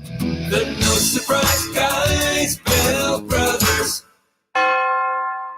What's hot and what's not. Brought to you by American Energy Heat and Air, making the uncomfortable comfortable. Head to AmericanEnergyAir.com to find out more. What's hot? Yeah, hot. Real hot. And what's not? It's not good. Brought to you by American Energy Heating and Air, Sacramento's complete heating and cooling company and second opinion partner. Thanks again to CJ Holmes, senior Nets writer, New York Daily News. That was a illuminating interview there from super insightful. CJ. And yeah, it's price tag ain't dropping. The price is staying the same. But for now, we will get back into that a little later in the show. For now, who's hot, who's not? Okay, Simone, who's hot? You know, we determined who's not hot, and of course I'll be getting to that momentarily, but because of that, I wanted to switch up my who's hot. I was going to have just a generic, sure, run-of-the-mill baseball stat for you, but I wanted to do something a little bit a little bit different and a little bit closer to home. And that's just the generic medal count. I don't know if you've been really tracking that or if anyone's been really providing here and there. that. Yes. United States, we have racked up 27 golds, 35 silvers, 33 bronze for a grand total of 95, leading all nations right now. China right behind us with 28, 25, 17, with their grand total coming to 70. And the host country, France, 13 golds, 13 silvers, 21 bronze, bringing their grand total to 51. Great stuff. I'm very excited for the U.S. and what's to come, because they still have, again, they are behind China by 1 gold, but they're destroying as far as the total medals.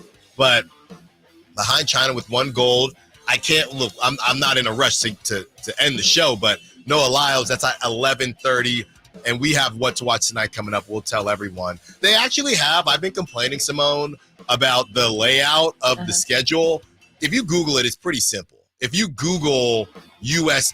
events, it's much better than I thought, and I think it got better once other events ended. Now it's very clear what's around. There's quarterfinals. There's not heat number 1, heat number 2. So we have all that coming up at 9:30. What to watch tonight. But first, okay, Simone, who is not? Also, Gold Zone is a great alternative. Okay. If you've ever watched that, they'll skip to wherever, if there's an American competing, they'll go show the American. What is that on? Gold Zone is a feature within Peacock. So it's like you love Peacock. Yes, I do. But can I tell you? Can I say something? What? Peacock.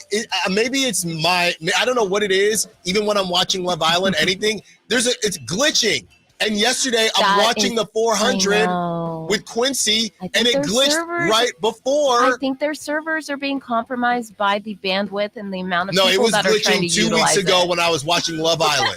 I don't know what. There's a lot of people watching Love Island then too. Well, they gotta figure it out. I know. You're charging me. You're charging me. There's glitching and there's ads. You try to fast forward 118 seconds. You're not fooling anybody with those seconds instead of minutes. That's a long time. I know.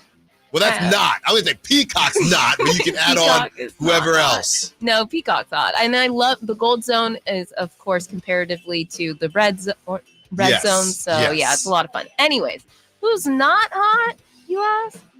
That's one Marcus Jordan. Now, for those not dialed in completely to the social media scene, son of NBA Hall of Famer Michael Jordan was seen in the south of France with his current girlfriend, not Larsa Pippen. No.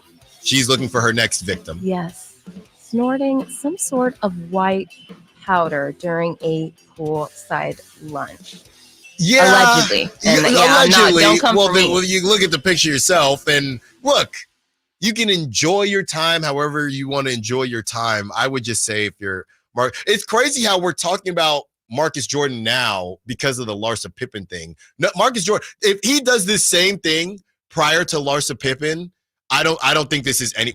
I don't remember people taking pictures of Marcus Jordan ever since he got with Larsa Pippen. Isn't he on TV shows now? Yes, the Real Housewives of Miami. Look at Peacock's with his new girlfriend. No, God no. With Larsa. That would have been with Larsa, but yeah, Real Housewives of Miami is not on right now. But when it was, they were still together. They are not currently. And I think he was on Surreal Life, or he's on one of these another celebrity reality shows coming out. The Traitors. He was on The Traitors with Larsa. We didn't hear from Marcus Jordan for the last 20 years, and now he's everywhere. Just stay rich and don't do drugs. Well, I mean, you're bored. That's what you're bored. Oh no! By the way, did you see? Speaking allegedly, did you see Kodak Black when he went to talk to the kids? And he went to talk to the kids, and he said he's holding a bottle. He has what appears to be what? Something brown. Okay. And he's got a swisher. He's talking to these a youth football team. Uh-oh. And he's trying his best to inspire them. And these are his words. We don't need to play the audio. And he says, "Say no to drugs. They too good. Y'all gonna like them and go crazy." And everyone's just laughing. It's crazy. It's crazy. I mean, I understand what he's trying to say, but maybe not that way, Kodak Black. I'd say that's not hot either. Okay, Simone, let's go streaking. It's time to go streaking. We're going streaking! Yeah! Who is the Nostradamus of MLB? Who can keep the streak going? It's time to go streaking. What the hell are you doing? We're streaking! So Simone's asking me, hey, do you have our stats? Yeah, I got mine. Normally, Jason Ross does this. This is the talent. I got perspective. mine. I got mine. You can look up if your guy got a hit or not. What my boy did. I'm gonna go look. Okay, I know what Juan Soto did. I was worried because the Angels scored 6 runs in the second inning, but even by the time I looked it up, I think I looked it up in the fourth, something like that. I saw that Juan Soto did take care of business. The Yankees had 9 hits. They just couldn't string them together. We'll talk to Frankie Cardicelli about that. But Juan Soto, 1 for 5. So I'm hanging on the edge. So now my streak is at 2.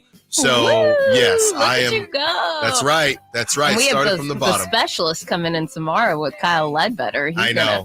I know. Don't And mess this up for me, Kyle. Well, and I just, Kyle's gonna. I don't know. I'm worried about it though. I'm worried about it, and I'm going to go with today. I'm gonna go a little bit different. I keep on going to hitters' ballparks, so I'm gonna go with Francisco Lindor today as the Mets. We were talking to CJ Holmes with the Nets. The Mets are taking on the Colorado Rockies in Colorado. So I'm going to go with the New York Mets and Francisco Lindor. All right. Let's re-rack what I had here. I had Bobby Witt Jr. Oh, yes. I meant to tell you. Yeah, he hit. I saw you hit a home run. Yeah. So you're good. 2 home runs, a double, 4 RBIs. As the Kansas City Royals went on to beat the Red Sox last night. So me and Kyle are still good. The streak is still maintained. And I hope I don't mess this up real bad. But I'm going to go ahead and enjoy the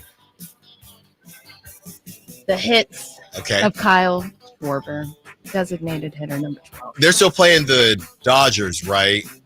I believe they have one more, or they just finished playing the Dodgers. Yeah. It's, hold on. So now they're going to Arizona to take on the Diamondbacks. There it is.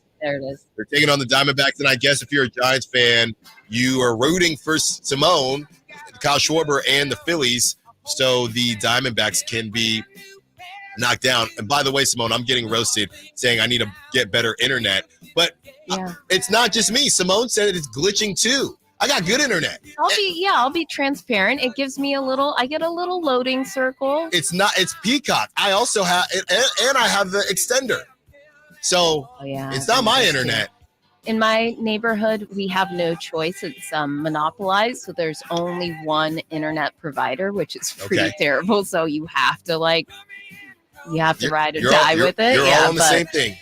Yeah, sometimes Peacock's given me a little bit of trouble, and we can all do better. That's what I want everyone to know and to take away from the show today, is that we can all always do better. And don't propose if you're a woman. That's also what you said. And don't do drugs in the south of France, allegedly.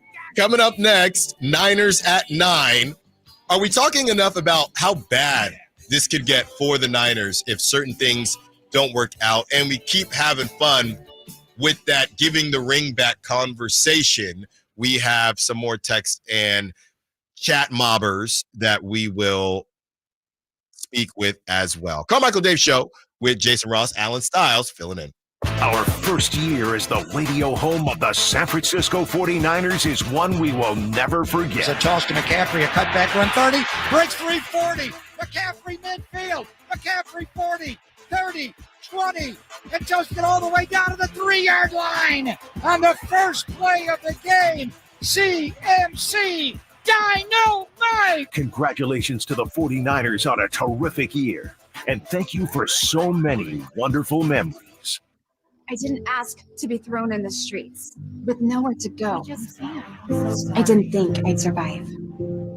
But I did ask for help, and Covenant House was there for me. 1 in 10 young adults will experience a form of homelessness this year. For these kids who didn't ask to be put in this unthinkable situation, Covenant House is there. Covenant House helped me break the cycle of homelessness in my family. They gave me the love that I needed. Over 2,000 young people will sleep safely in a Covenant House bed tonight. When youth who are experiencing homelessness have a hot meal, a safe place to sleep, medical care, and love, they can overcome heartbreaking challenges and have a brighter future.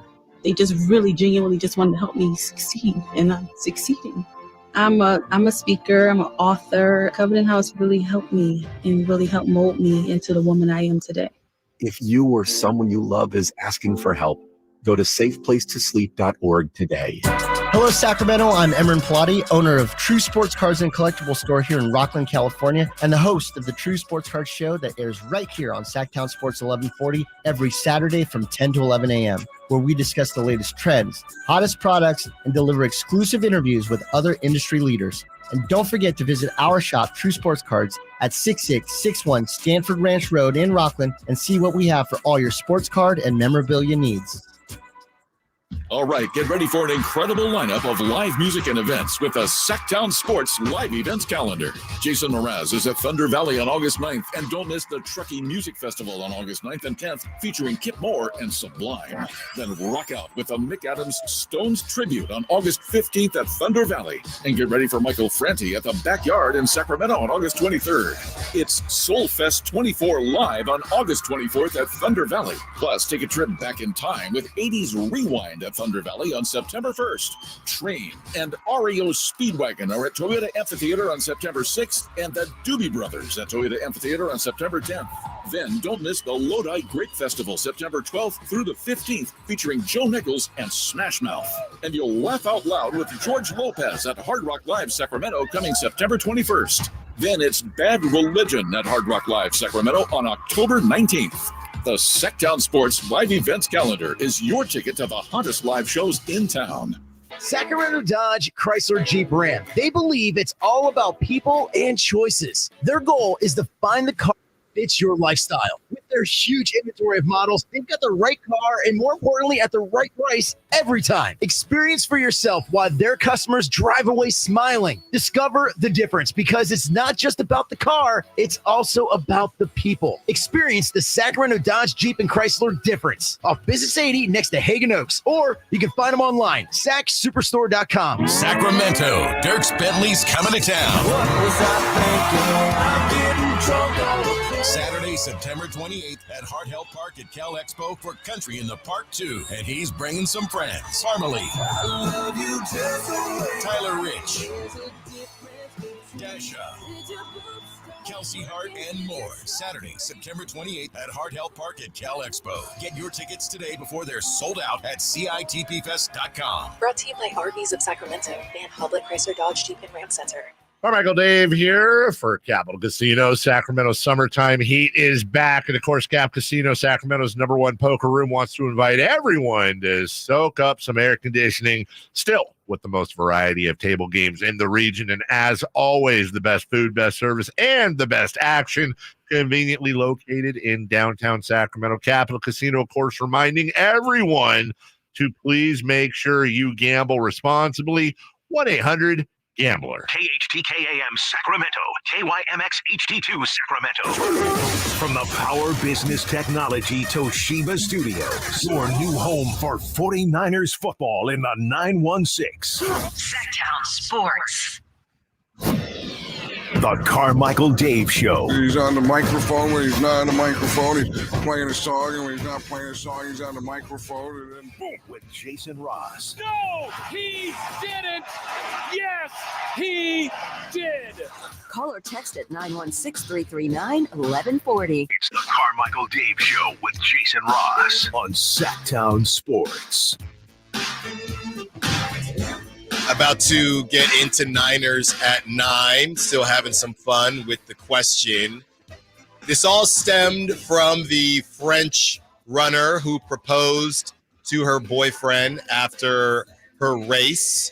She set a European record. She did get 4th place, but she set a European record. And this has evolved into, if it doesn't work out, do you give the ring back from the 650.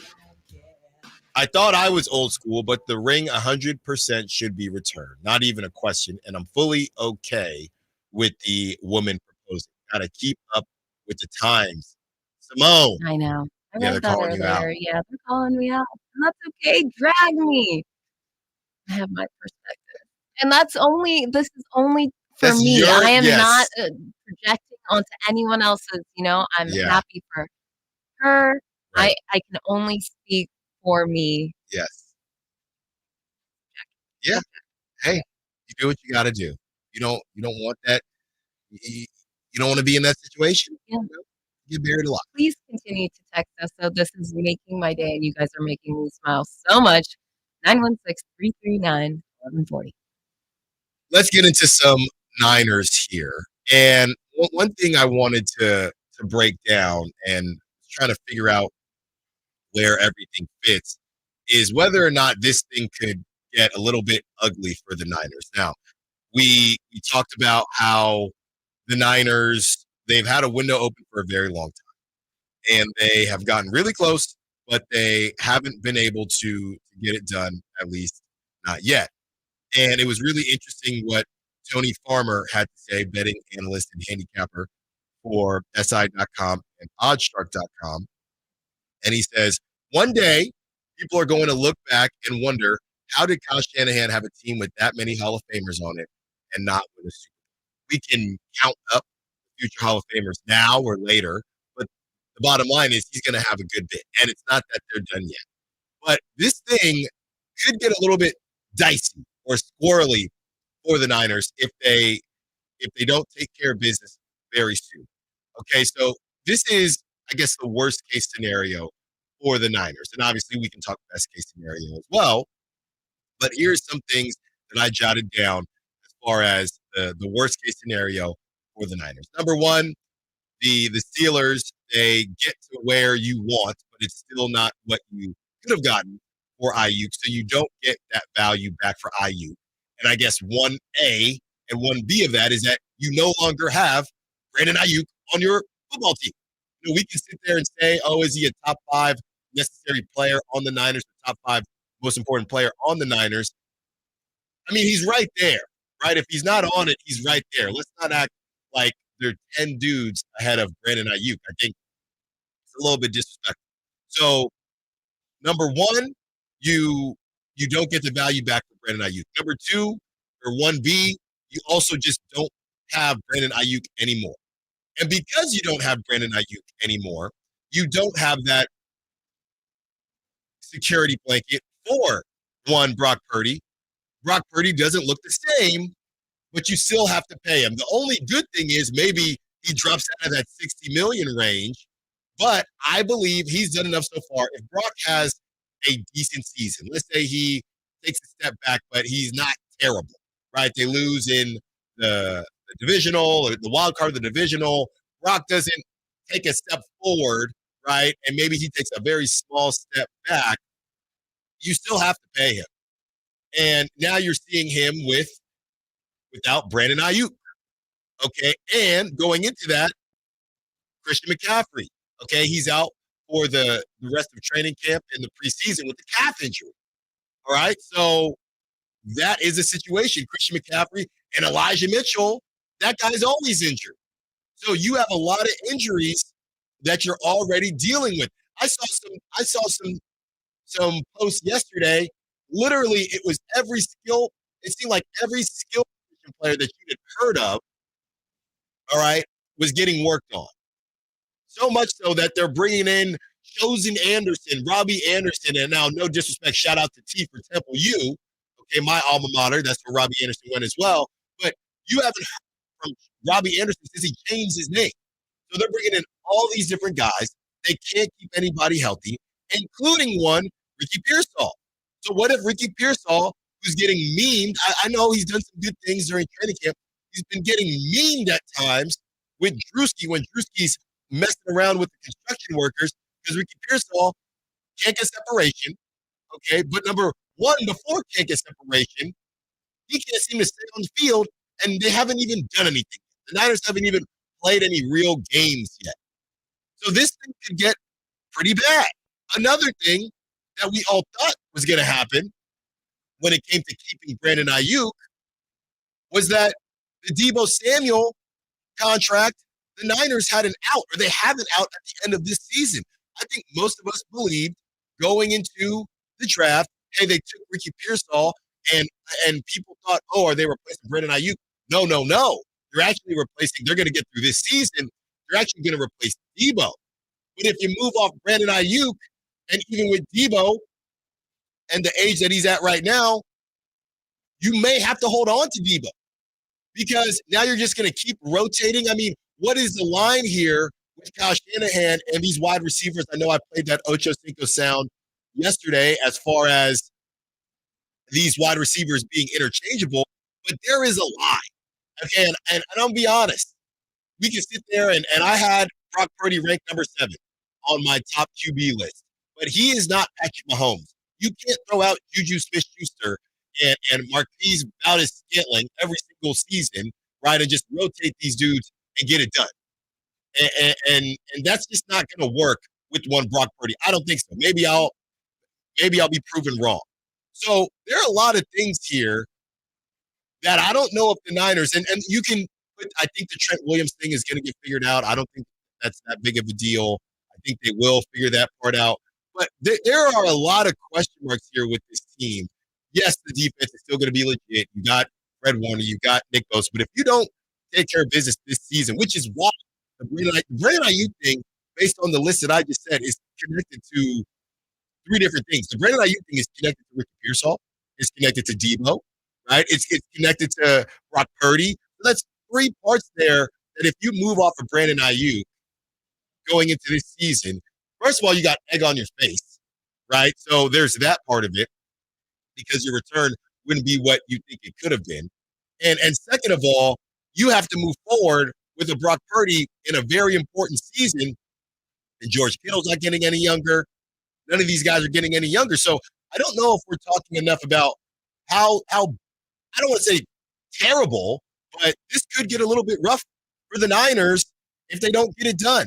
And that's, with all of that being said, that's why I cannot see them moving off of Brandon Aiyuk. Adam Schefter, he said, I think it was yesterday on one of the 8 shows that he's doing right now, Adam Schefter said the Niners aren't in a rush, and they can't be. If you lose Brandon Aiyuk, everything that comes next is just a bit broken, or it could be broken. Maybe Ricky Pearsall on the other side, if you want to go optimistic, whether Ricky Pearsall is that guy. And CMC, Christian McCaffrey, he's fine. Not a big deal, right? And Deebo, who has looked great, Deebo has looked phenomenal in training camp. Deebo Samuel returns to form. So maybe you could be okay. And George Kittle, that's more targets for George Kittle. Maybe you'll be okay. Let's not forget, maybe Juwan Jennings, he steps up. So there are a lot of ways to look at it, but I do feel like most people are looking at this, and like I said, we played that Chad Ochocinco sound talking about the window, and I don't think the window is closed, but I'm saying after this season, if you move off Brandon Aiyuk, the domino effect could then close that window. So things could get bad for the Niners after this season if they move off of Brandon Aiyuk, but not just because they've moved off of Brandon Aiyuk. I think with Deebo, Deebo is 28 years old. So next season, the potential out that the Niners have, he would be 29. And we know how Deebo plays. And we know that Deebo can get dinged up. And we know that George Kittle can get dinged up. Brandon Aiyuk, I know he missed a couple games last season, but Brandon Aiyuk, that's the guy, the youngest guy that you can depend on to continue to move forward and continue to be that guy for Brock Purdy. From the 8-3-1 from Trey, the Niners will still be a legit contender without Aiyuk. Once they trade him, they will be able to add a wide receiver via trade to help them get over the top, similar to 2019 when they traded for Sanders. So that is, and now we're hearing that maybe Amari Cooper wasn't in the deal or isn't in the deal. We know the Steelers aren't giving up George Pickens. Is there somebody else that could help on the Steelers? That Steelers can't be that good. That's why they're willing to pay Brandon Aiyuk. So I do think that this season, regardless of whether you get somebody back for Brandon Aiyuk or another wide receiver, I do think that the window is still open this season. My question is, after this season if you don't get it done. By the way, we haven't even talked about the rest of the NFC continuing to get better and everything that comes with that. So you move Brandon Aiyuk, I do think it's a domino. I don't think they're done for this season, but I do think that things could get a bit squirrely. Coming up next, hate to be pessimistic here, but this is how they all came out. I guess while we're here, what happens if the Kings don't make the playoffs? 916-339-1140. What would that blow up look like? Carmichael Dave Show with Jason Ross, Alan Stiles filling in. The NFL's leading rusher plays here. The handoff to McCaffrey. He walks in the end zone. Handoff to McCaffrey. Takes it right down to the goal line. He does his thing again. McCaffrey goes in motion right. Backwards pass led by Juszczyk. A block there. Hurdles a man. 10, 5, touchdown! CMC! You can hear all of Christian McCaffrey's touchdowns on your home for 49ers football. Sacktown Sports. When it comes to my lifestyle and diet, I don't always make the smartest choices. Touchdown! Woo! Hey, how about another round of smart chips? But when it comes to taking care of my liver, I do make one very smart choice. Active liver tablets from New Nordic. I used to have real issues with my liver, and at my last checkup, my doc was concerned about my numbers. But since adding a once-a-day active liver tablet, my gut's better, I feel great, and my doctor's happy. I ask a lot of my liver, so the least I can do to say thanks is a daily dose of Active Liver. You ask a lot of your liver, so give it the support it needs with Active Liver. You can find Active Liver at Amazon.com or ask for Active Liver at your local CVS. Or for a volume discount, visit NewNordicUSA.com. Go to new, NORDICUSA.com. Amazon, or ask for Active Liver at your local CVS.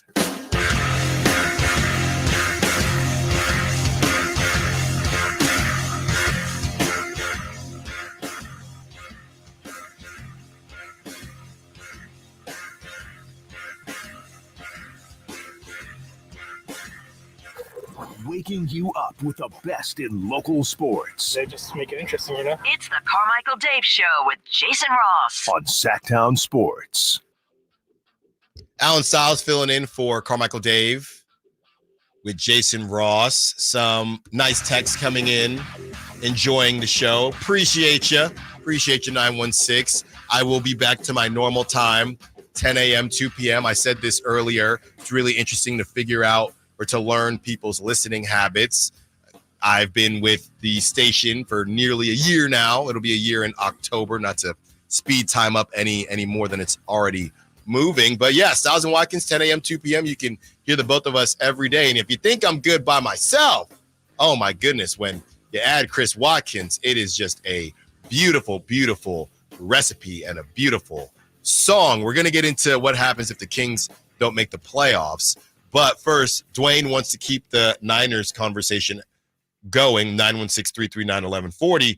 Dwayne, you're on Carmichael Dave Show with Jason Ross. You know what it is, Alan Stiles. What you got for me, Dwayne? Yeah, man, I know what it is, man. I know exactly what it is, Jay. Thanks for taking my call, man. Good morning, bro.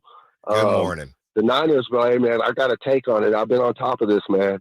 I feel like the Niners are going to drop off. I think it's a drop off. They're not acting like a team that with the task that they have at hand, it's not going down like that, bro. Yeah. It's not feeling like that. All these other tight teams, you're not even hearing from them because they're tight. They're clean. They're smooth, bro. They're running. The NFC got better because the Niners didn't take care of their needs in secondary and O-linemen. What ended up happening is the Lions and the Eagles got two of the top defensive backs in the draft. Mm-hmm. They each got two of them, which those secondaries are going to be lethal. When you have a secondary like that, it makes a difference in the games. Mm-hmm. They didn't address O-line. Trent Williams is acting funny too, and he's older. I don't even think he's going to hold up. And you know what happens when he's not in that lineup? They're all over Purdy, bro. Yep. And, you know, the Cowboys wound up getting two O-linemen, Cooper Beebe and Tyler Guyton. You know, I just feel like Shanahan, he's an offensive guru, dude, but he lacks in a lot of other areas that wind up killing him, bro. He's got the roster, but when it comes down to game management and run the ball when you're supposed to run the ball, even if the other team knows you're going to run it, he don't do that, man. He want to finesse the whole thing. And so the NFC got better, and they can't even mess with the AFC.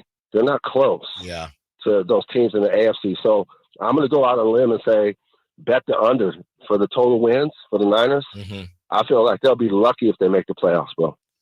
So let me know what you think, man. I know it's a crazy take, but I wanted to start the day off crazy. And I appreciate you taking my call, and have a great day, brother. Thanks for the call, Dwayne. Honestly, Dwayne, I don't know how crazy that is. I've heard some reports, and we're going to have Emil Fergoso, Niners, Sacktown Sports Insider. We're going to have him in studio tomorrow to maybe debunk this. But I have heard that a lot of people are questioning the quote unquote vibes that are happening at training camp. Something feels off. I've seen people say it's exhaustion. You lost another Super Bowl. Now you have the Brandon Aiyuk situation. Now you have the Trent Williams situation, and they're just exhausted. All right. And off the top of my head, I know we read this a bunch of times, but the amount of teams that win the Super Bowl the year after losing, it's not a lot. It's not a lot. Okay. So that's a big deal. And for teams like the Niners, who they've just been hitting their head on the ceiling time and time again, it's got to do something to you mentally. I'm really big on sports psychology. Wish I had more of it when I was playing, and it seems like it's really helping a lot of these athletes these days. And I'm sure they have sports psychologists, but you continue to lose into the same guy. And I think that last season in particular might have been that straw, because the season before that, you had outs all the seasons before that. You lose the first time to Patrick Mahomes. Jimmy. It was Jimmy. The overthrow.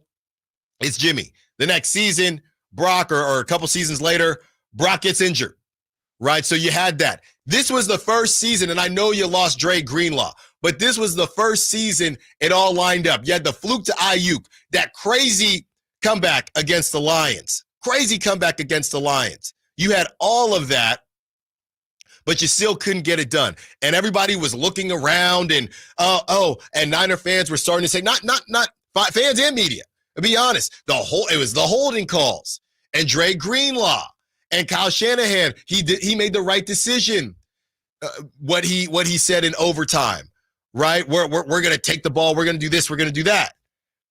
But there were no excuses this time. And I know I'm a guy who the word excuse has a negative connotation, but I do think sometimes there can be legit excuses.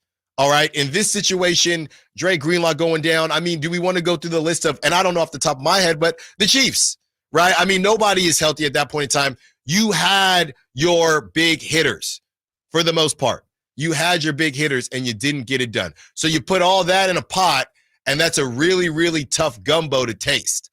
Right, over and over again in different ways. That's just what it is right now. That's just what it is. So the Niners got to figure it out. They got to figure it out. I'm trying to look up here. It says, here are some teams that lost the Super Bowl and then returned to the game the following year. And it says, based on what I'm seeing 4. I'm seeing the Cowboys in 71, the Dolphins in 72, the Vikings in 74, and in 87, the Broncos. And this can't be enough, because I would imagine off the top of my head, didn't the Bills lose 4 straight? Or I know they lost 4. I thought it was straight. So either way, it's not a lot. It's not a lot, and the Niners are going to have to figure that out one way or the other. Yeah, the Bills right here in the 90s, they lost in 90, and then they lost in 91, and then they lost in 92, and then they lost in 93. Nice. So the Niners aren't there yet.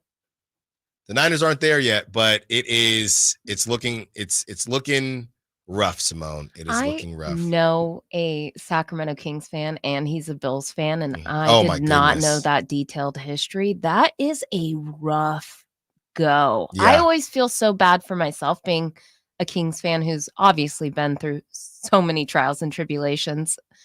And then everything that's happened with the Niners and, gaining that success, but coming up short, that I always felt bad for myself. Wow, that is a rough combo for a Niners, or excuse me, for a Kings Bills fan. Sorry. And the Niners, the stretch that they've been on, obviously 2012, they lost and they still made the playoffs the following season. And then 2019, the Niners lost and they missed the playoffs.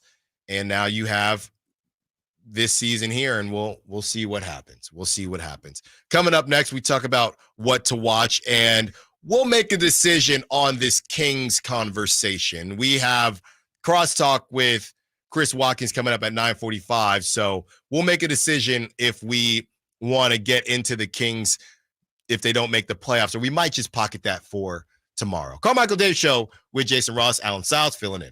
The only place you'll find De'Aaron Fox is Sacktown Sports. Spins away from the defender. In the paint. Soft floater. That's a great play by De'Aaron Fox. Hey, Sacramento. It's De'Aaron Fox, and you're listening to the home of the Sacramento Kings, Sacktown Sports. Your local sports leader. Golf to Go is brought to you by the Hagen Oaks Golf Super Shop. Here's Frank LaRosa. Seems as though casual players are always trying to balance the desire to hit the golf ball farther with shooting lower scores. Whether you hit a 270-yard drive or miss a 12-inch putt, they both count a stroke on your scorecard. Some of us will never hit the ball 270 yards, and trying normally leaves us well short and well right of the target. Seems as though improving our putting might be an easier way to shoot better scores. Putting is about confidence. It's about feeling the greens, seeing the line, visualizing the ball going in the hole, and making a confident stroke. Harvey Penick says, never, repeat, never allow yourself to think about what's riding on the putt, whether it's a major championship or just a 50-cent wager. Hit the putt as you've hit 10,000 putts in the past. Concentrate on imitating your final practice stroke, not on what will happen if you either miss it or make it. A positive mind will cure a lot of ills. Think about it. Really, think about it. That's your Golf to Go. I'm Frank LaRosa. I'm a very active person that likes to move around and go. The pain I was in was really excruciating. It was actually debilitating. I was basically heading towards a sedentary lifestyle. I had really tried everything, but I quickly lost hope with all of the things that we had tried, and that's what led me to the Good Feet store. And when I found the Good Feet system, it really just changed everything. It brought me back to life. I have my active lifestyle back. The Good Feet store in Sacramento, Roseville, and Vacaville.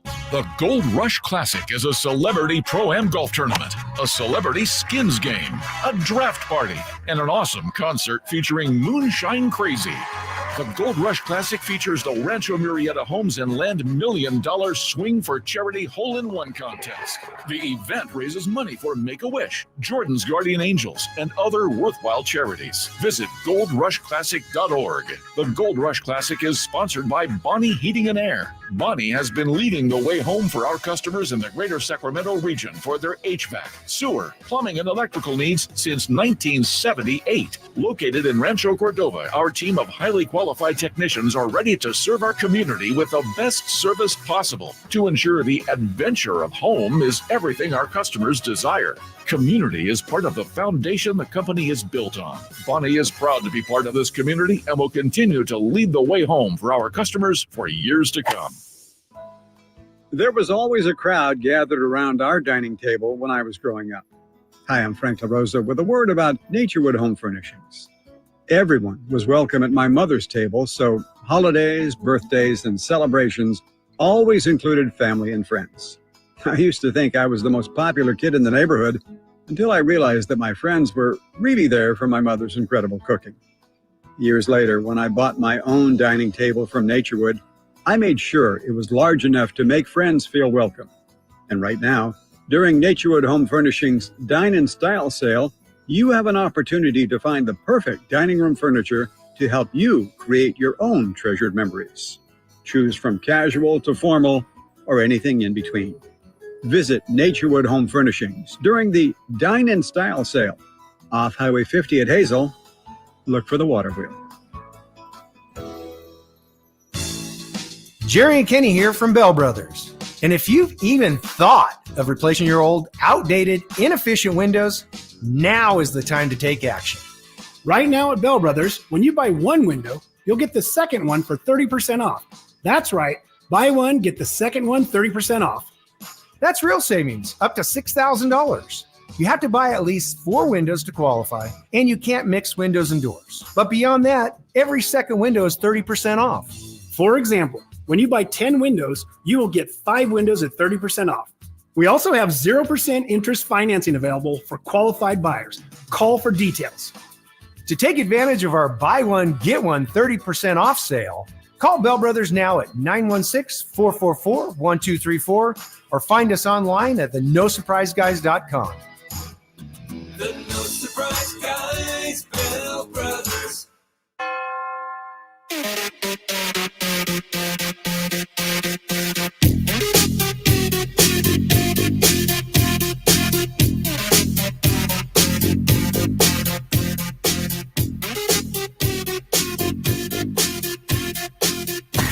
Carmichael Dave. He has very good sources, and he just kind of tells it as it is and gets to the point. Jason Ross. He has a lot of pretty smart things to say. He's good at what he does. On Sacktown Sports.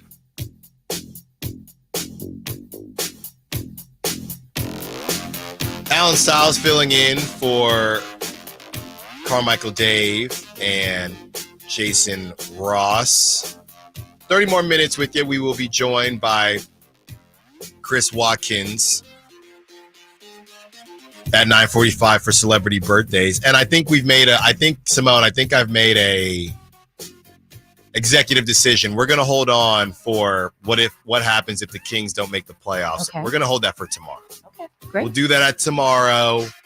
We'll do that somewhere between 8 and 9:30. So if you're listening, want to make sure we give it the attention it deserves. How much of a blow-up could happen if the Kings don't make the playoffs. And we spent so much time talking about the Niners today. Don't want to shortchange the Kings. So that will be between 8 and 9:30 tomorrow. And we want you to be a part of it, Kings fans. What happens? Because it's a real thing. And we can sit here, and Frankie said to take the over on the 46.5, Frankie Cardicelli, who joined us earlier in the show. And we can be optimistic, but there is an other side to this. There is a possibility, right? We're not trying to be pessimistic, but it's a reality, right? The Kings could be better than expected. They could be worse, and that could be due to injury. That could be anything. So we will explore all of that tomorrow, somewhere between 8 and 9:30. Simone, I want to say something, and I really want to be careful here. I see Nate in the back getting ready for Stiles and Watkins, and that's going to be a great show as always. Think they're going to have Brendan Nunes for majority of the show as well. Simone, oh my goodness, I'm going full blown. Big dog, what's going on? Carmichael Dave here. Talk to me, big dog. Yeah, there's something I gotta say, and we're about to get into what to watch tonight, and it's because of the Olympics that it's led me here. You know, Simone, we did what's hot, what's not, and look. Again, I'm trying to be careful here. Yeah, be very careful. I don't know where you're going. Some of these outfits in the Olympics. Yes. I know everyone saw that viral situation. Yeah, the pole vaulting. The pole vaulting situation. Yeah. Are we thinking that maybe these outfits are a little bit too revealing? Do they need to be augmented in any way? Do you think it's cool? I mean, Simone, I'm seeing not just him. I'm seeing a lot. Yeah, let's cancel the Olympics. This is deeply inappropriate. No, I'm just saying I'm seeing a lot. Yeah, I don't know. I really have not gone into design, or I think that there are people. You're not seeing some things. Yeah, but I think on this both has sides. been the way it's always been. No. I think there's something going on. I don't know if it's hot out there. I don't know, Simone, but there's a lot of stuff. A lot of stuff. And I'm just trying to watch. I'm not trying to see that. I'm not trying to see that. Nate has a perspective. They put those cardboard beds in there for a reason. We'll say that. What, Nate? You guys don't know about the cardboard beds? No. Oh, yes, I know what he's talking about. Yes, the Olympic Village. He means like that. You don't know about that? You're so gross. No, Nate. I don't know about that. The beds are supposed to be engineered to prevent something from happening when for a bunch one of person. Sexy athletes all gather in one confined area for a long period of time. I'm just saying, I was watching yesterday. Yeah.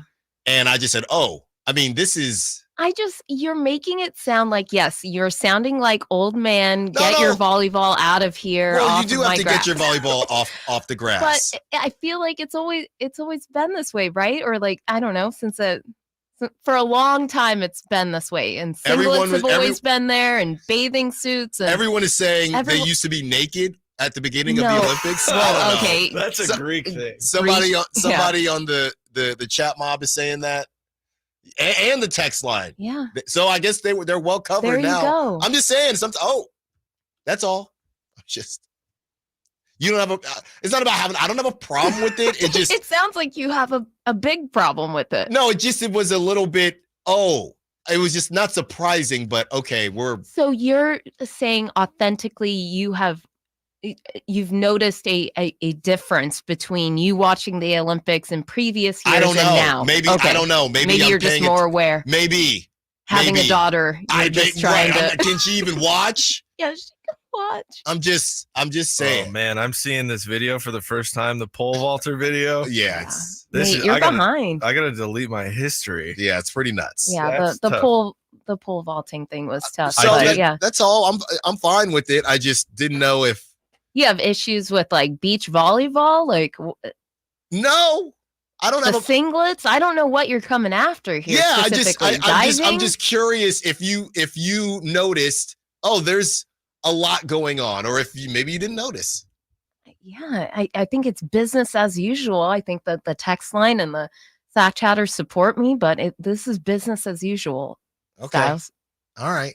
Someone said, I don't even know if I can read this text. Styles has 4 years to invent something to secure situations. Yeah. There you go. Yeah. Joe Giroux says, Alan, we all noticed. I'm not just talking about the homie. I'm not just talking about the pole vault. I mean, it's just random times. They're just popping up. I read an article just now. He got a $250,000 offer from I saw that. Yeah, from a certain company. Oh my God. And then him and Dave can tag team and do a nice little live read spot together. Oh my goodness. The girth. Yeah. How can you forget the girth? Okay, that guy's all natty though. Sure. Who turned your mic on? He did. All right, Simone. Get out of here, Nate. Well, speaking of the Olympics, what to watch tonight? There are 4 main events, not 4 finals, but 4 events for the U.S. to focus on. Men's 200 final at 11:30. I will be not rushing home, not speeding. If any police officers are listening, I will be driving the speed limit, but getting home in time for that. USA basketball starts at 12. They will have their game against Serbia. Women's 400 hurdles. Very excited for that, Simone. That is at 12:25. And then you have the men's 110-meter hurdles. That is at 12:45. What are you most excited for, Simone? Look at how wonderful the morning schedule is, that we get out and experience all of this in real time. That's right. That's right. No, I mean, I'm excited. Miss McLaughlin, let's bring it home. Let's get you another gold, girl. You're going McLaughlin over Noah? Yeah. Okay. I mean, yeah. Wouldn't it be funny? Think about the content that could happen too if Noah does come up a little short. Even though I celebrate his wins and all of my American homies wins. But yeah, definitely pulling out for my girl. I want her to get one more before it's all said and done. Yeah. No, that's very true. And great. This is money time, right? And I think the Olympics, they did it as best they could. You have the Olympics to kind of start it off, right? And then and as well as the swimming. So everybody, part of their most premier events continuing to go on. They purposely waited. I think the question would be, do you kind of like in a rap song where for a while the best rapper or the most popular rapper goes last, like Kendrick goes last a lot. Or back in the 2010s and mid 2000s, Lil Wayne would always go last, or Jay-Z always goes last. You save it, very, very similar to the relay, and you have your fastest runner that goes last, or your best runner, the closer. Cleanup. I think track, especially the way track has been rolling right now, I think track is going to remain the closer. Yeah, and I think swimming, if I'm not mistaken, again, I'm no Mm-hmm. expert in any of these fields and these subjects, but swimming also does that approach too, or we're putting someone in the back who can kick it into high gear if necessary. Exactly. You caught any of we were talking about the Taekwondo earlier. You caught any of the speed climbing?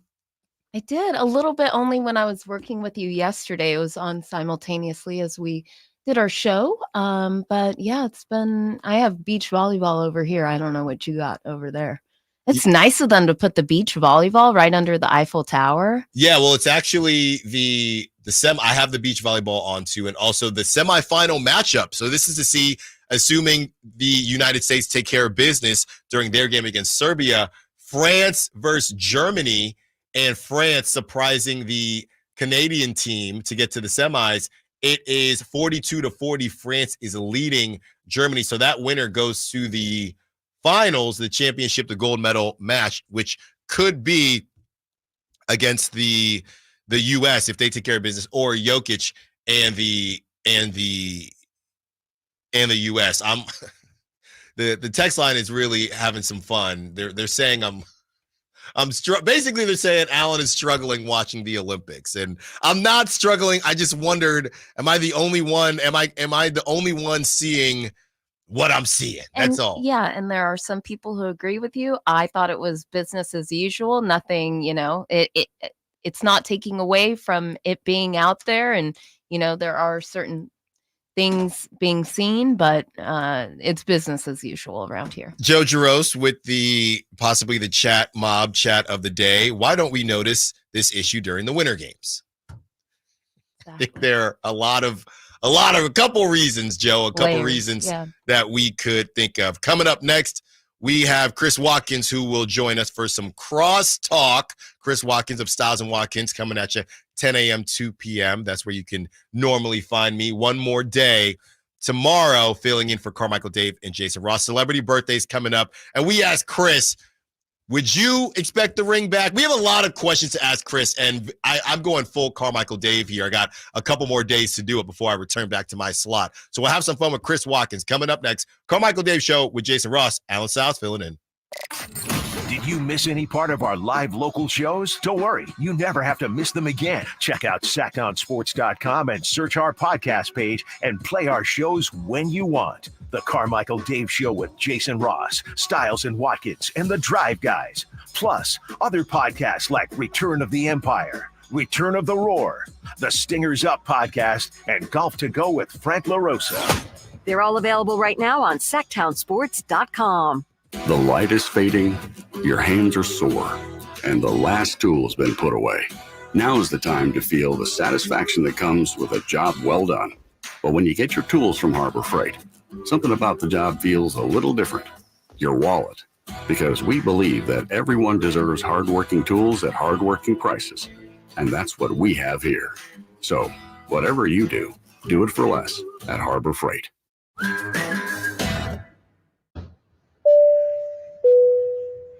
This is your captain. We are going to be experiencing some slight turbulence. Please fasten your... Oh, hold on. Just got a video of my cat. Imagine the pilot of an airplane was as confident as you are texting and driving. Seems kind of crazy when you put it like that. Visit StopTextStopWrecks.org. A message brought to you by the National Highway Traffic Safety Administration, Project Yellow Light, and the Ad Council. Hey, it's Carmichael Dave inviting you to make the switch to electric this spring and save big with American Energy. Stay ahead of those spiking energy bills this summer with up to $9,000 in rebates on a new ultra-high efficiency comfort system. American Energy is providing huge rebates from SMUD as well as spring specials by installing one of many incredibly efficient AC options available to you right now. Get rid of those fluctuating gas bills in the winter and switch to year-round all-electric with American Energy. Let them perform a free in-home energy efficiency analysis and see where they can help you save for the warmer months ahead. These guys are the best. Been serving the greater Sacramento area since 1981. A+ from the Better Business Bureau. Learn more by calling 916-520-9990. That's 916-520-9990. Call 916-520-9998 now. Why choose a Sleep Number smart bed? Can I make my side softer? Can I make my side firmer whenever I want? Can we sleep cooler? Sleep Number does that. Cools up to 8 times faster and lets you choose your ideal comfort on either side. 94% of Sleep Number smart sleepers report better sleep. J.D. Power ranks Sleep Number #1 in customer satisfaction with mattresses purchased in-store. And now, during our biggest sale of the year, save 50% on the Sleep Number Limited Edition smart bed. Limited time. For J.D. Power 2023 award information, visit jdpower.com/awards. To find a store near you, visit sleepnumber.com. School is almost here, and if there's 2 things I can count on, it's my kids needing new outfits because they grow like weeds, and Kohl's stocking their favorite styles. With the back-to-school customer appreciation event going on, I scored 30% off tees, jeans, sneakers, and more when I shopped with a Kohl's card. No card? No problem. Rewards members save 20%, and everyone else saves 15%, plus earn Kohl's cash. When it comes to back to school, you gotta go back to Kohl's. Select styles. Some exclusions apply. Offer ends August 11th. See store or Kohl's.com for details. Sacramento, Dirks Bentley's coming to town. Saturday, September 28th at Hart Health Park at Cal Expo for Country in the Park 2. And he's bringing some friends. Harmony, Tyler Rich, Dasha, Kelsey Hart, and more. Saturday, September 28th at Hart Health Park at Cal Expo. Get your tickets today before they're sold out at CITPFest.com. Brought to you by RVs of Sacramento and Hoblet Chrysler Dodge Jeep and Ram Center. It's time for the news of the day. The latest headlines, the biggest stories, hard-hitting analysis. Yeah, this is none of those things. And now, here's Carmichael Dave and Jason Ross. Yeah.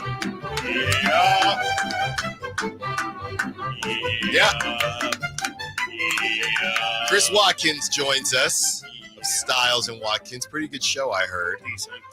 And Chris has you 10 a.m., 2 p.m. Brandon will be with you for most of the show. Nate was telling me the majority of the show. He has to come back to Sacramento today, so he will be joining me live in studio tomorrow. But yeah, he's got a flight. I think he's got a flight to catch today. He either has, I believe he has a flight. Okay, that better be the reason why. I can't think of another reason why he would be dipping out. It would better not just be to check in. Well, and you know, we were talking about traveling, and Simone, you're going to Malibu this weekend. Yeah. Well, that's what I'm saying. A wedding brings me there, and then I got shamed because I might have some preseason football on during the wedding. No. Don't tell half the story. Don't tell half the story. Simone was trying to shame people for There's a lot of tailgating for today. Oh, there's more to come. Yeah, I heard. No, I heard earlier. And he shames Olympians for wearing their for women outfits. proposing to men. Yep. This has just been a spicy show. You Simone said, "Come "Come on, morning, right? Like people are trying to." Simone said, "Come on, why are you tailgating?"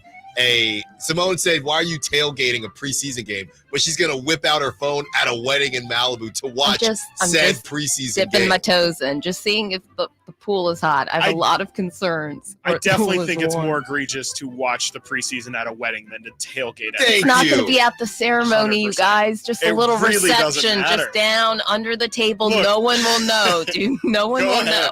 That is exactly I hope my to style. God, none of 100%, them are but listening right now. I just know that is not the move. I just know that if I were to do that, I should definitely expect some words. Yes. Probably not even making it on the way home. Probably immediately going to hear words. Okay. So I'm going to do it just to see if anyone calls me out. See if the partner. It's a good heat check for sure. Okay, cool. It's now a social experiment. Chris, you mentioned what Simone and I were talking about. Where did you fall on the? You're in a long-term relationship as well. We asked Frankie about it. I did not hear that, but we imagine almost he asked was Kelly very Brothers about it, but I'm glad you didn't. We didn't have time, or I would have. Okay. Where are you at? There's two parts of this, right? Where are you at on the traditionally on this French runner proposing, or if your girlfriend were to propose to you? We'll just make it specific to relationships. Yes. How would you feel about that? And if it didn't work out, do you think that they should be able to keep the ring? Would you expect the ring back? And if she's already proposed to you and you haven't made this public, you can go make up your own story, Chris. I just really don't want to go these two things are not the same. The second conversation is obviously you had proposed to her and then it didn't work out and the ring is just there. Well, again, I really want to state that I don't want to have any sort of recorded take on this, but I will say I will agree with you, Alan. I don't think it's egregious to say that your friends would roast you for getting proposed to. Because regardless of what we all think are norms or what should be norms, reality is your friends are going to get these jokes off. Yes. 1,000,000%. Mm-hmm. And I feel like you guys buried the lead there. Okay. National TV, like not even national TV, world television, you got proposed to. That's what I'm saying. Like, she did this with a purpose. I mean, again, as Alan kind of already outed, like I've been in a relationship for probably longer than what your typical non-proposed relationship would be. But so have I. So was Frankie. No, yes, you also. Yes, exactly. Me too. You're on the other side. Frankie's getting to the other side right now. Yes. I'm still on the shallow end over here. So again, I really would like to not state publicly any sort of take on this, but since you're asking me, yeah, I mean, it's not ideal for sure. No, let's get you a deal. A little Sharif Jewelers over here. Maybe a little on the plug. Bachelor, Chris, we're trying to help. Yeah, brother. Alice doesn't feel like it. Alice Fino, and this is what she said. This was what got me. I don't mind I don't mind any of it, but I don't like doing things like everyone else. Yes. Then she says, "This is to Chris. This is what's out there." I hope they had a conversation about it. That's what I will definitely say. 100%. Now you tell me. This is what she said. Since he hadn't done it yet. Yeah, exactly. I thought maybe it was up to me. And that is the most pointed comment I have ever heard in my life. Yeah. That is her literally saying this man will not do it. She does not believe in him to do it.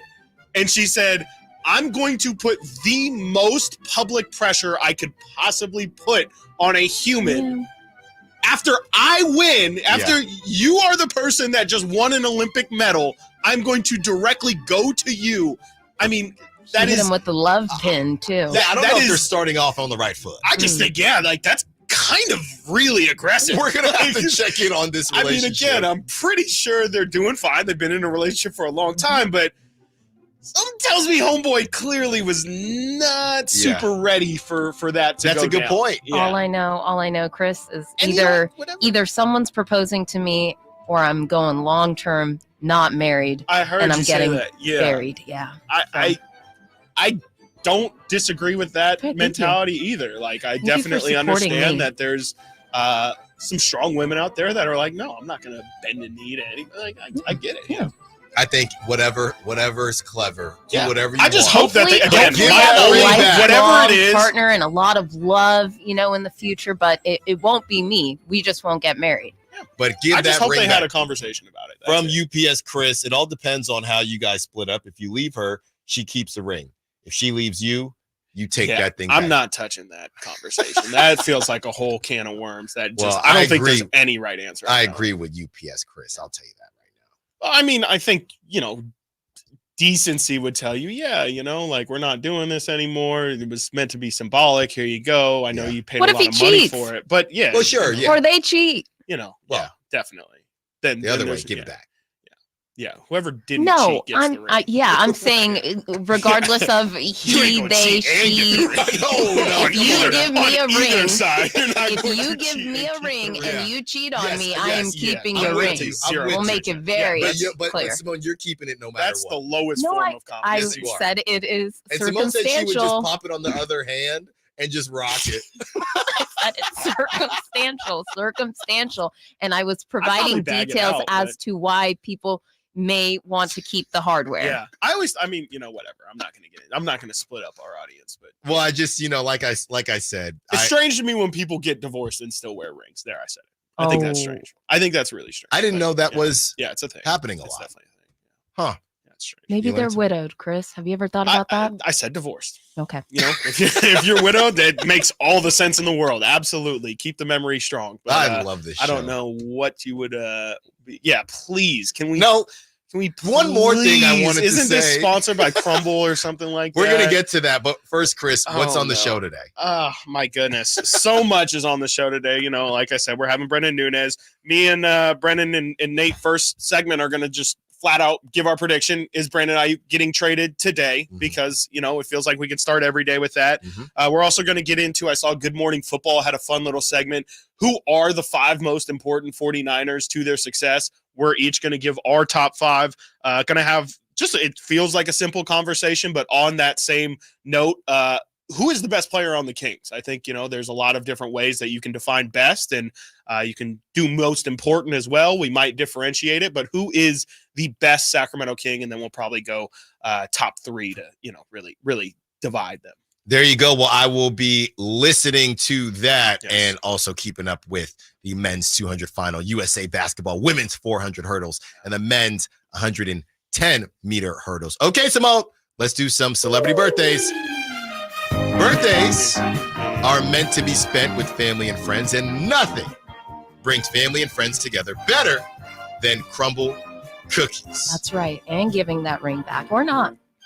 And getting buried alive if you don't get proposed to. Putting a ring in a crumble cookie is a good idea, as long as they Oh, see it. well, yeah, don't as long as joke. they don't think it's Everyone an be edible ring. careful. Hey, this is the special wedding edition of crumble Right. cookies. I saw something, it said, what about the people that get the tattooed rings?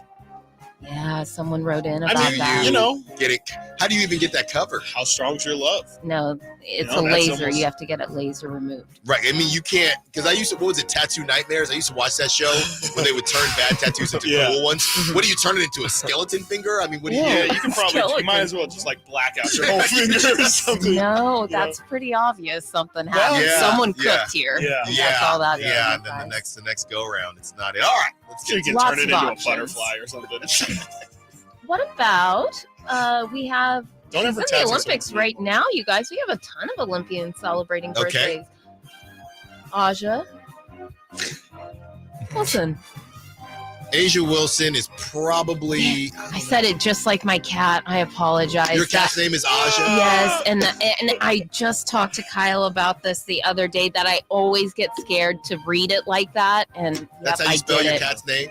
It's a nightmare. It's spelled a little differently based off of a movie, but yeah, exactly. Chris knows what I'm talking about, but yeah, I apologize. It's Asia. You're probably going to know better than me, Chris, so I might look Oh, bad here. I actually don't know. She's been in the league a little bit. Is she Yeah. 32? No. 36. No. Whoa. I believe she's still in her 20s, y'all. Well, I'll just say 29. She might be Very 30. close, Chris. Yes, Very she close. might be 30. 28 today. What about Anthony Rizzo? I'm just kidding. No, everyone's No, just you gonna have get been talking to Kyle, everyone's haven't gonna- you? Anthony Don't do it. Rizzo, please. Anthony Rizzo. I feel like he's been Anthony around forever. Rizzo.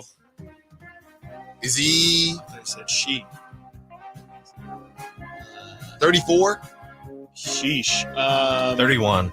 Yeah, no, I have no idea. I think 34. I'll say 33.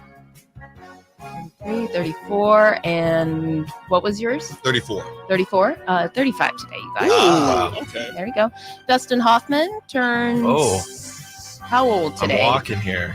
Most recent Oscar nomination came in 1998. I found that out today. Really? God.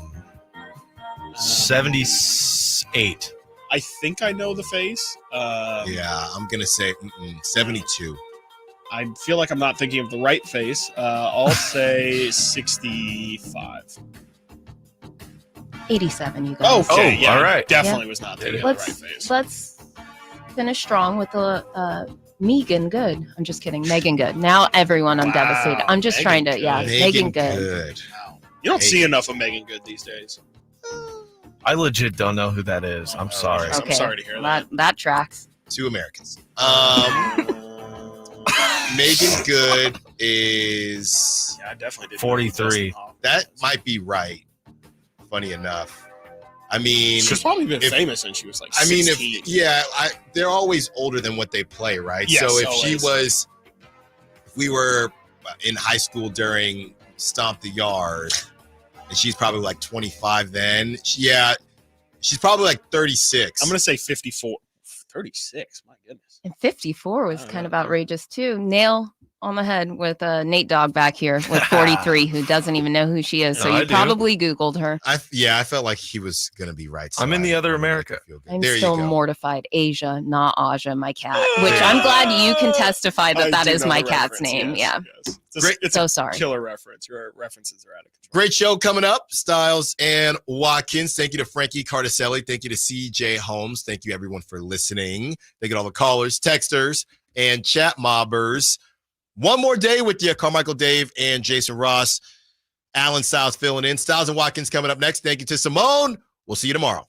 The Sacramento Kings play here. He's got the triple. Sacramento takes the lead. Outstanding ball movement by Sacramento. Every triple, every jam, every Kings win. Sabonis with the jam over the Joker. He's got the three-point shot. Get your Kings